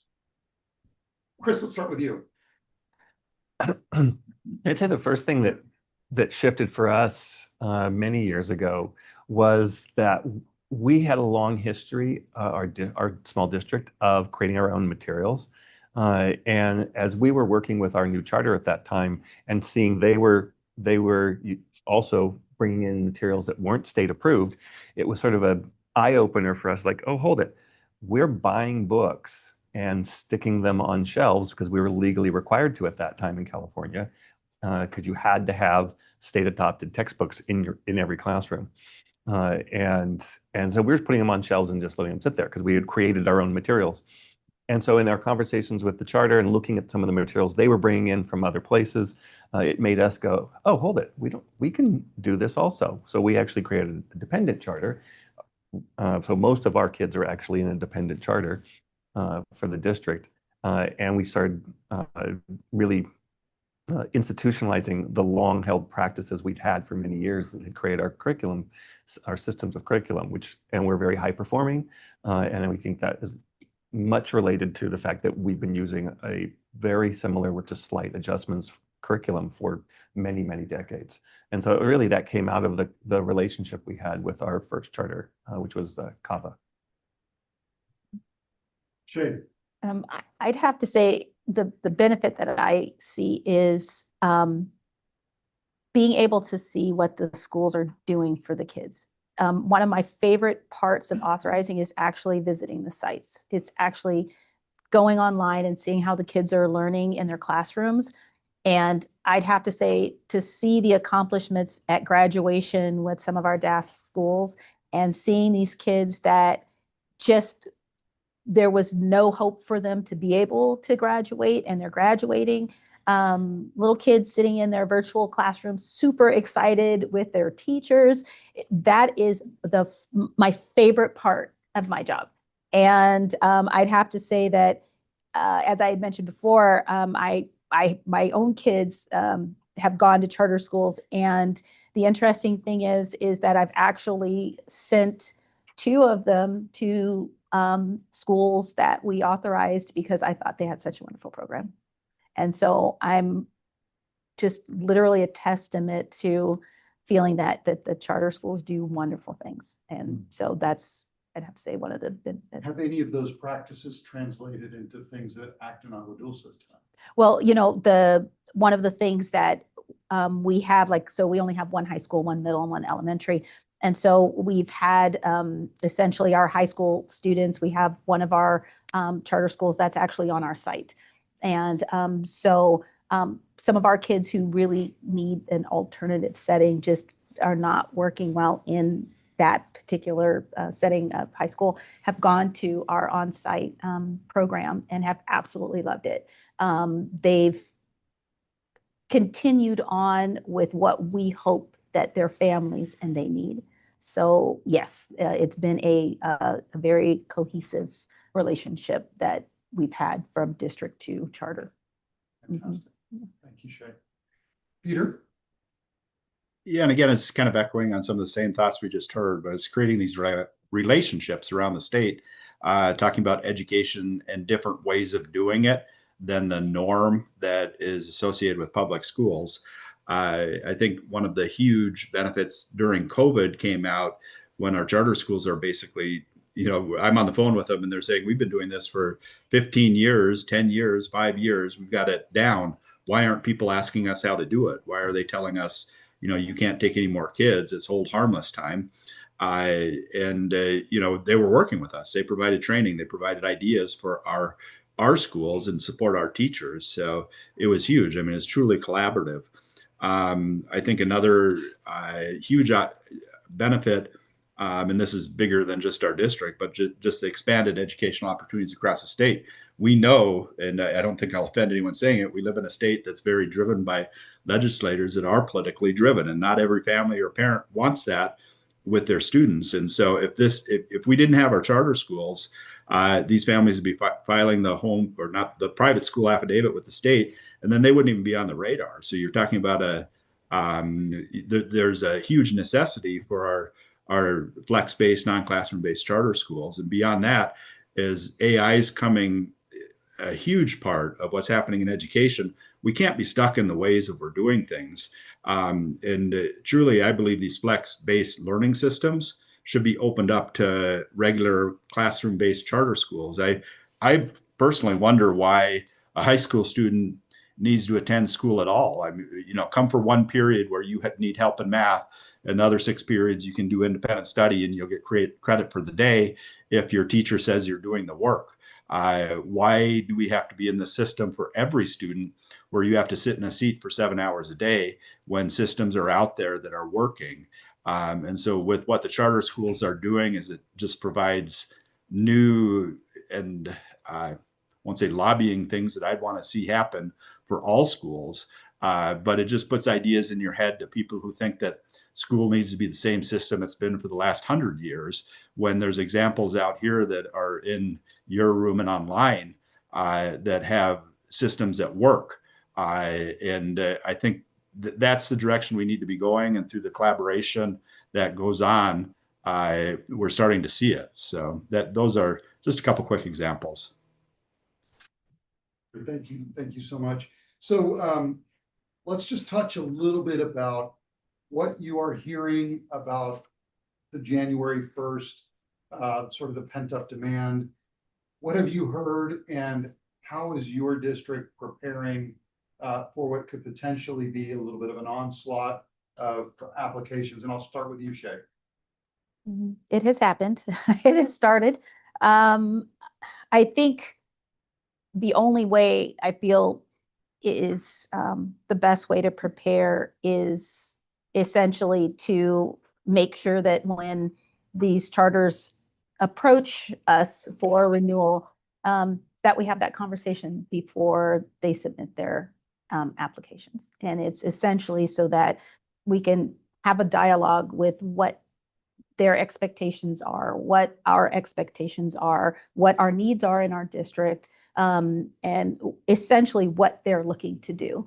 Because as we had mentioned before about sometimes coming in with just a duplication of a petition, that doesn't show good faith to me. It doesn't show that you're truly looking to see how you can benefit or how you can work with the community. And for small districts, that's a big thing. When our community feels like someone's kind of come in and all you're looking to do is like pilferage, the few kids that we have, or that you really are not interested in our like small town concerns, then there's a problem, and you're not going to have the support from the families that you need in order to have the attendance and in order to have your charter be successful. So it's that original communication that I think is important in that dialogue in the beginning.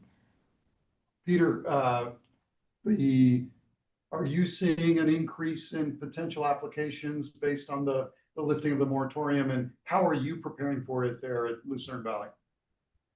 I'm sorry, I missed that first part. I was on the phone with the hospital, but that's okay. Yeah, I mean, I've already had one person reach out to me, see if we're interested in authorizing, because if you are already authorizing, it's kind of known, and people are going to hit you up. So again, this whole thing has kind of been talked about throughout, but you literally need to interview the people when they come. Don't just accept the petition or say you're going to take it. There are the legal timelines of 60 days, 90 days, et cetera, to hold everything. But from my experience, when I've had people come who,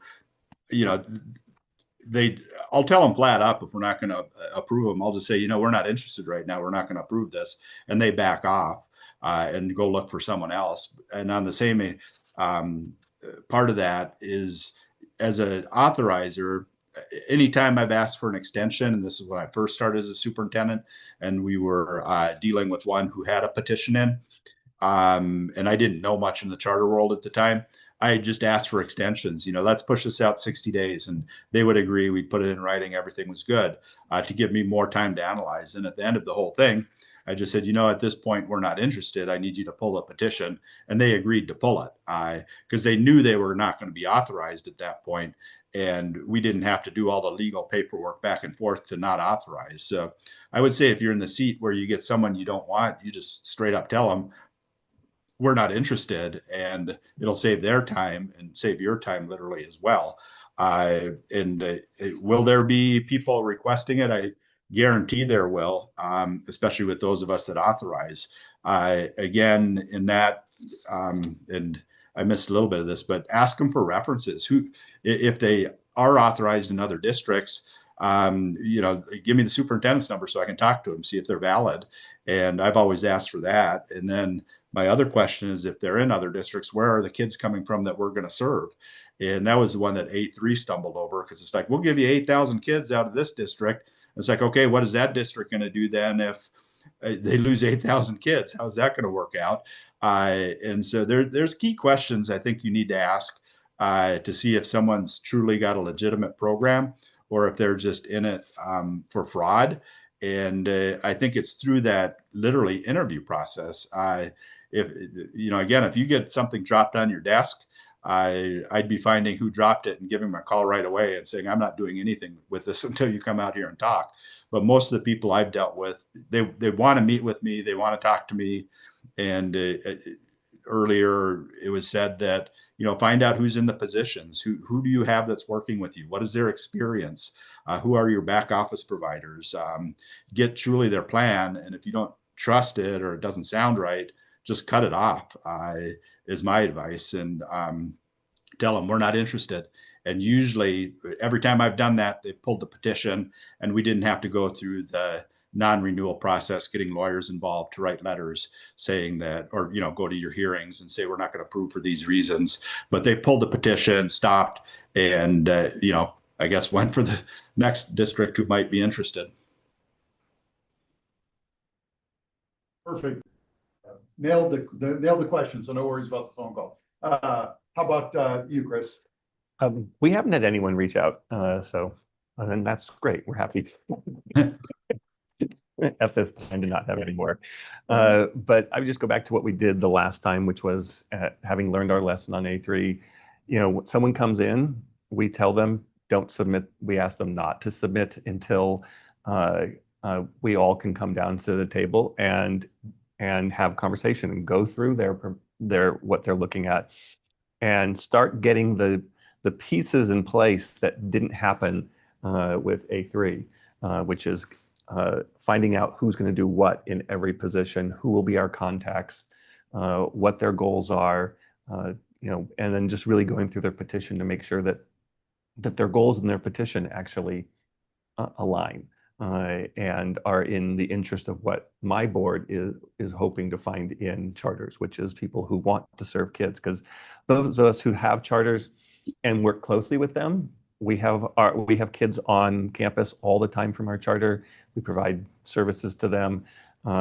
We give them space to use, and it's very easy to see that there are a lot of kids in these programs that would struggle in a traditional program. And having been a middle school principal, 25 years ago, and a lot of these kids I'm seeing coming through our system are middle school kids. And I look at them as on our campus, and I think, how would they survive in 1,000 student middle school when you can see that they're already having a lot of challenges? So I think charters offer an outlet that our traditional public school system doesn't always offer. And so I really appreciate that we have that, but that's really what my board's looking for. How can we serve the kids where they need to be served? So hopefully if we do get any, that's what we'd be looking for. Thank you, Chris. If I can jump on that just for a second, Yuri. I visit with folks across the state. I talk about small school districts being the gardens of innovation. This is where things happen, where people can try out different things. But charters truly are the gardens of innovation and can really hone in on those unique needs that traditional school districts haven't been able to serve. We talked a little bit about authorizing. Let's talk a little bit about oversight. Peter, did you want to share? I just want to piggyback real quickly on that. If you get the charters coming to you, initially what I would do as well is I've got a 5-member board, so I'd have 2 of my board members join me in that initial quote interview so that the board's on board if you have a board that wants to support all charters, and they knew the questions to ask too. And so it kind of leverages the fact that the charter is seeing you're not going to support them if you have board members in the room too. So I would take that into account. And I just wanted to share one thought that I think Tom had mentioned before, where the law says you can't deny unless, and my focus on that is we won't approve unless. And if you look at it that way with the charters, they will pull their petition if you're very straightforward with what you want. Thank you, Peter. So we're kind of coming to the close. I want to ask about oversight. I know that if there's anything unique that you do in your oversight activities that you feel would be helpful to others, not just authorizers, but also charters who are being overseen, right? And then also as a part of that, what are some good resources that authorizers can pull from if they're struggling or having some issues that they want some help with, right? And when I start with you, Chris. Resources, Tom, Eric, they're in the room right now. I looked at exactly, we're surrounded by lots of great resources. I would absolutely, I think you need to reach out. It's complex. If you've never been involved in charters, you really do need to reach out and get support from people who are experts. You do not want to try to build this from scratch. That's sort of where we started 20 years ago with our first charter. We really were having to just figure it all out. And there was very little guidance at that time that we had found. So I look for help from others. Go to chat with people who are experts in this, and go to the conferences. I'm sure they're in Hawaii or somewhere nice like that, or Bakersfield. But yeah, I just think you have to use the resources that we all do as educators, which is you pick up the phone and you call people, you email people you know, and get their insight. It really is about networking to get the best information you can, and then setting up systems, and then following through on those systems. Not sure if I can answer that. Perfect, Peter. Peter, go ahead. Yeah, you hit it on the head, and I think it's the people in that room right now are the resources. They've been sharing their information, and if you want the state level resources like that, they're all there, willing to help. And like I said, I've talked to many of them, been introduced to them, and they want to see the charter succeed. They want to see us as authorizers succeed. So you have them in the room right there. And then I think again, and we just hit on it earlier, but pulling from each other. Getting the connections with authorizers who are already authorizing to understand the whole process of it, hear what they're doing. Probably a unique thing we do out here, and I may have hit on it earlier, I don't recall, but trying to develop that oversight process to align with the renewal process that is coming at some point. So that really is our goal this year. And we're working with our charters to develop that. So it's relevant work that's going to lead them to be able to present to us when they're coming for their renewal. And we're all on the same page with everything. If you can throw my email out there, I don't know if you got it, but I put it in the chat. I'm happy to talk to anyone who's considering authorizing charter schools. And not that I'm do it exactly the right way all the time, but I'm more than happy to share what we're doing out here in Lucerne Valley. Here in the room, and I see that it's shared in the chat for those online. Thank you, Shay. I would say that some of the oversight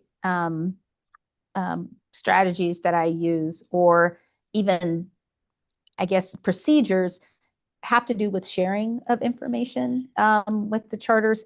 And that comes from the conversations that you're having. And it's not always a formal conversation. It's the informal conversations. It's maybe they have a new assessment that they use. And I realized that one of our other charters who's about the same size or has the same population could really benefit from that because of what I'm seeing. Because I figure at a certain point, all of those charters have their own autonomy. And like we had mentioned about the LCAP, my job is not to tell you what to put in your LCAP. It's not to approve or say, yeah, you need to do this.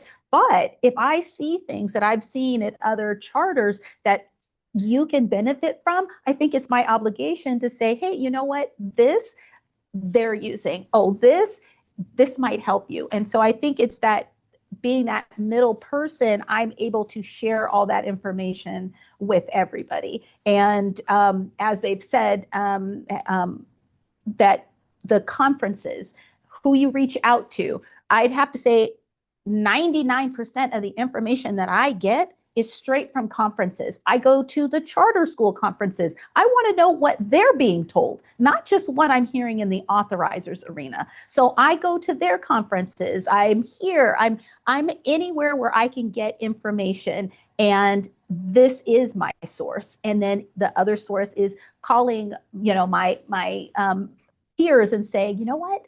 Okay, I'm totally confused about this. What do you do? And it's never a judgmental thing. It's all of us trying to navigate the same arena, and we are each other's resources.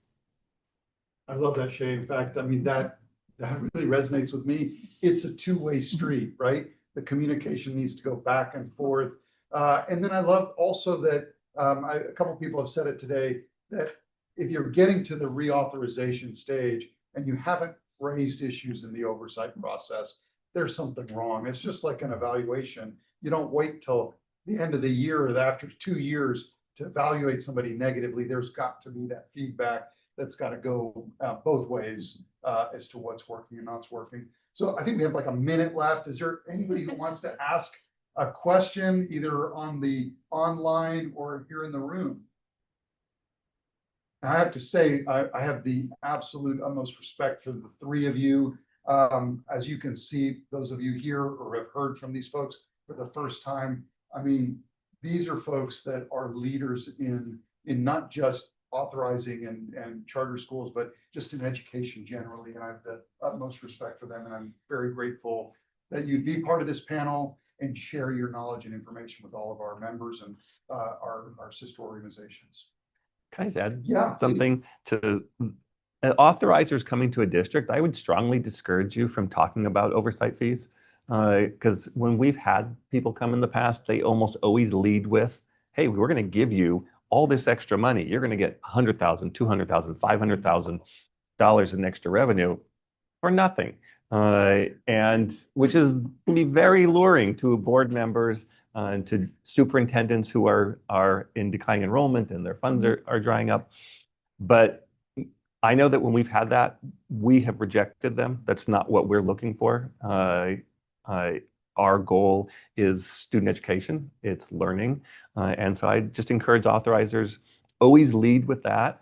And from the petitioners, but the authorizer side, you should be looking at those oversight dollars as oversight dollars. Those should go into your budget as oversight dollars and not think of it as a pool of money you get to now go play with. And during today, I just was literally writing notes about, I'm sort of in a transitional phase towards a emeritus role with my board, with my district. And I'm thinking, oh, here are all the things that I'm doing that I don't want my next person to have to do. And so what can I set up with those oversight dollars to help support this in the process? So for me, we really have to get back to the idea that oversight dollars are oversight dollars and they're not just a cash pool for everyone to enjoy. Shay, any final thoughts? I just want, I appreciate the panel. I appreciate all of you.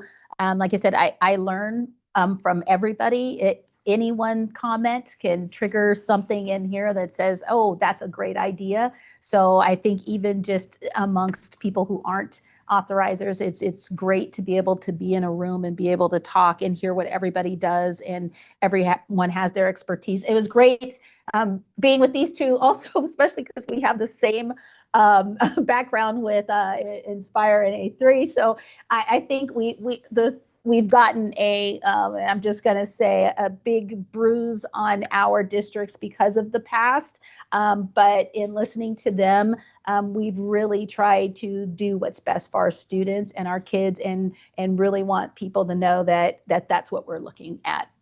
What happened in the past is the past. What we're looking for is the future, and the future of kids. And you guys are models of how to do authorizing. Peter, any last final thoughts? No, just well said by the others. And again, appreciate you putting this together, Yuri. Great to see some of the other presenters. Again, you talk about the collaboration with all of us. It's amazing. I met Krista within the last month, and we've been emailing back and forth in San Bernardino County about, the county superintendent race coming up. And it's like, we're all on the same page of what we want to do and how we want to approach it. So all of these networking opportunities that we have on the charter side, on the authorizer side, we appreciate you putting this together truly, because we're in this together. And again, this is huge for all of us. So again, Yuri, appreciate you for putting this together. Thank you. Yeah, and it's very, very much a collaborative effort between the four organizations. And we have a question very quickly. I know it's Friday and we want to get out of here early. Yes. I just wondered if, since January could be this onslaught of petitioners coming forward, is if somehow we want to maybe in our roundtables with our charters, bring some of these things forward. Like I've had this person come forward and we kind of started the interview process and it didn't go well because of these things, to just give everybody else a heads up if there's going to be like some petitioner shopping that could potentially go on. Thoughts? Thoughts? I'm just throwing it out there.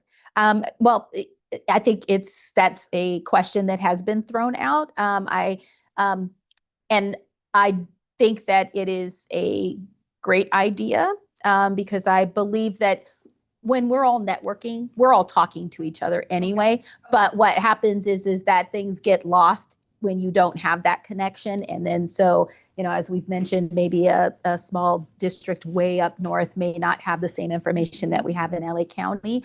So that would be, a wonderful thing to have. Fantastic. Well, thank you very much, everybody. Let's give them a. Thank you.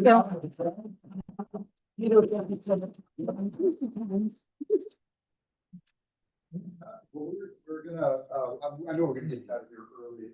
Eric is gonna give us some, kind of concluding thoughts. So hang in there for just a second. I appreciate it. I know it's Friday. A little bit of storms out there and we all probably are traveling back somewhere to LA or somewhere, Yes. Sacramento. But thank you, Eric. And Thank you. let you just take off. And I won't do one of my 3.5 hour specials. So, I was a little concerned about this when I looked at the lineup for this session that we just had, thinking, oh my God, 3 authorizers who all went through the A3 experience. This is not a good way to end our Friday afternoon. But I was just blown away at how much I learned from the whole day and really appreciate this. And the fact that these 3 authorizers who went through that experience are so open-minded and thoughtful is really a tribute to them. And I think it's also, to me, like proof positive that size of district is not the issue. It's what do you want to get done? What is your intent? Are you willing to build capacity? Are you willing to use your brain and stick to your conscience? And so hats off to you folks for that. We had some questions, a little bit more detail about the policy, the authorizing policy issues, particularly as it related to the cost of oversight and authorizing that were in the legislative debate this summer. As Tom mentioned, we have currently in law generally a cap on oversight, costs not to exceed 1% of the charter school's revenue. And as in many other states, there's a policy of sort of charging the charter school for that cost. And as many of you know, in the AB 84 proposed tripling that cap up to 3%. We saw that as kind of potentially catastrophic.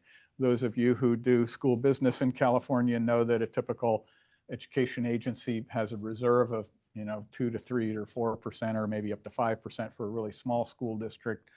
And it doesn't take long to wipe that out when you're losing 2% or 2 additional % of your revenues each year. At the same time, the state of California has an odd constitutional provision that puts the state on the hook every time it mandates some new or higher level of service. So as a result, to the extent that the state says thou shalt do this, that, or the other additional authorizing work, the state is on the hook for it unless they find some other way to pay for it, which tempts them to stick charter schools with the bill. And so we have kind of this hot box that we're dealing with on this. Eventually, the AB 84's proponents did back off of that proposal. And some of the management representatives who were at table brought forward some suggestions that were incorporated, at least as far as we understood them, in Senate Bill 414.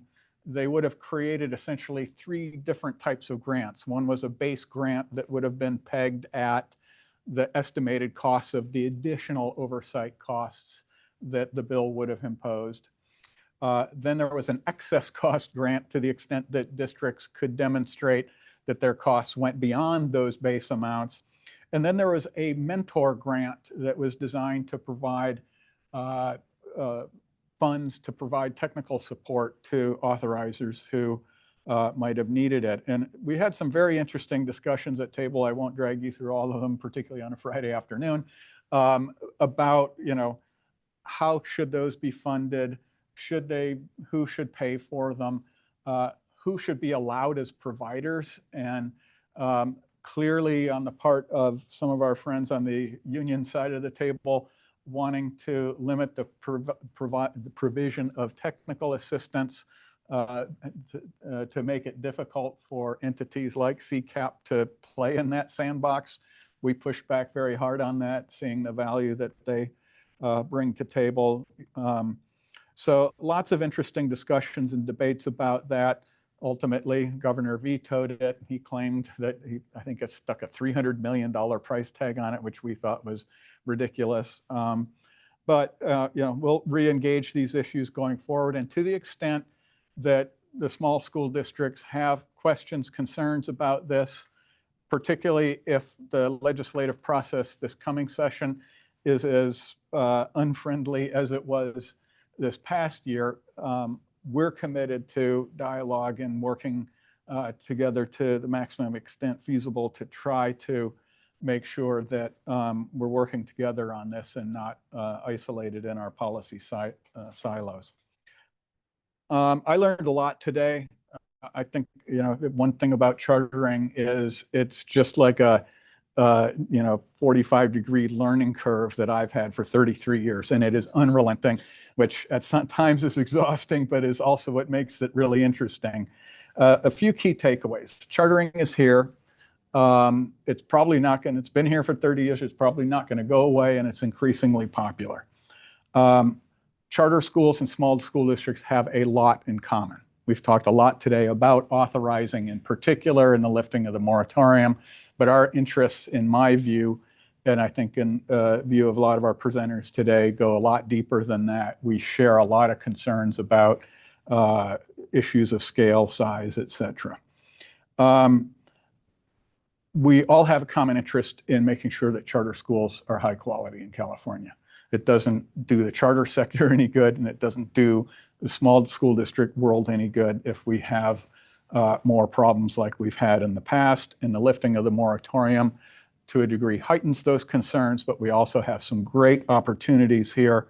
And the authorizers articulated, very clearly the potential upsides here as well, both for the students and families directly served by the charter schools, as well as the indirect benefits coming back to the district and its students. There are a lot of different approaches and thoughts on how to do authorizing, some real repeated common themes here that I was pleased to hear. It starts with relationships and trust. And that is an important message for both the charter schools and authorizers to hear. And then figuring out where is each school or organization that you're dealing with at in terms of their capacity, their maturity, their reliability, their consistency, and tailoring the authorizing to fit that is a common message that we were hearing today. There's a lot of technical expertise out there from all of the sources that we talked about. Notwithstanding all that technical expertise, stuff happens and fraud happens, and we need to deal with that and get rid of that. The good news is it's often something you can smell, not always, but often something you can smell pretty quickly. And you get a feel from the people that you're dealing with and interacting with as to whether they're on the up and up or not. And we should all be on the looking out for that. I'll just end with a little bit of, I'm a policy dweeb, and looking at this through a policy lens, California is now an outlier. We were one of the first states to have charter statute on the books, and we're now one of 47, but there are only 5 states out of those 47 that rely primarily on school districts to be the authorizer. And many other states have like California, had mixed experiences, sometimes painful experiences with that. And as a result, most other states have shifted toward special purpose authorizers of various forms, and there's no one formula out there, and I don't think anyone claims to have figured out the solution to this. And a lot of it is stuff that you can't get at through legislation and regulation. My friend Joe Graba from Minnesota used to be the head of the Minnesota Education Association, the big teachers union there, and later the state's commissioner, our equivalent of the state superintendent. And he often jokes about excellence through regulation. And I think we know that, you know, a lot of it relies on execution, not on policy. But there are a lot of different approaches out there. And I think it is a good idea for California over the long term to start looking into those. I think that we have a lot of good expertise in school districts, but I would love to see California exploring some of these other approaches as well. Yeah, that's going to take some time, and there are some real political barriers to that. I'll also kind of mention that as we stand here in the building, and we thank Kern County office for allowing us to be here, let's put the authorizer and cost and oversight thing in a little bit of perspective here. California spends about roughly $400,000 to $500,000 per school district per year on the funding that goes to county offices to provide support and oversight for school districts. And for some reason in California, the state pays for that. But when we come to charter schools, we expect the charter schools to pay for very analogous services, if you will.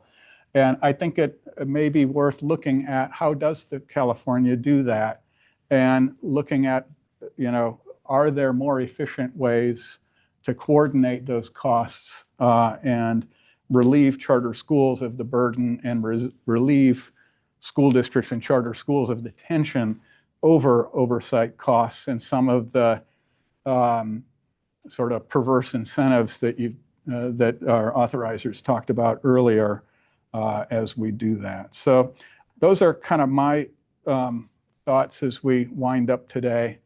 And I don't want to get too far afield here as we get ready to hit the road. Thank you, Yuri. Thank you, everybody. I learned a lot and hope that you did too. What I'd like to do before we all run off is if we could all come stand in the front, let's take a group picture together. Right? I always love to do this. It's just like kind of a fun thing to do. And then maybe if we can just have the associations take a picture together, right? Yeah, let's just have everybody line up. Congratulations. We need the chair. Not a chair, yeah. Thank you. I did not do a good job getting out of the way. Yep, yeah. We're tall people. You're always like, oh. You're taller than me, Liz. Right.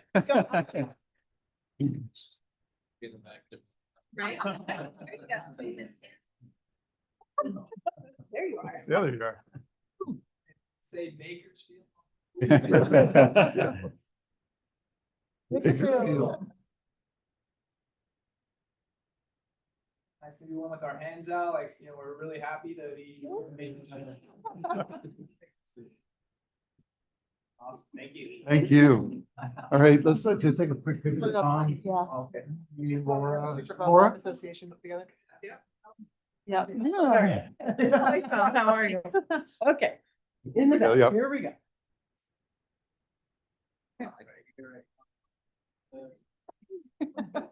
Yeah. 1, 2, 3. Got it here. Anybody in the Thank you.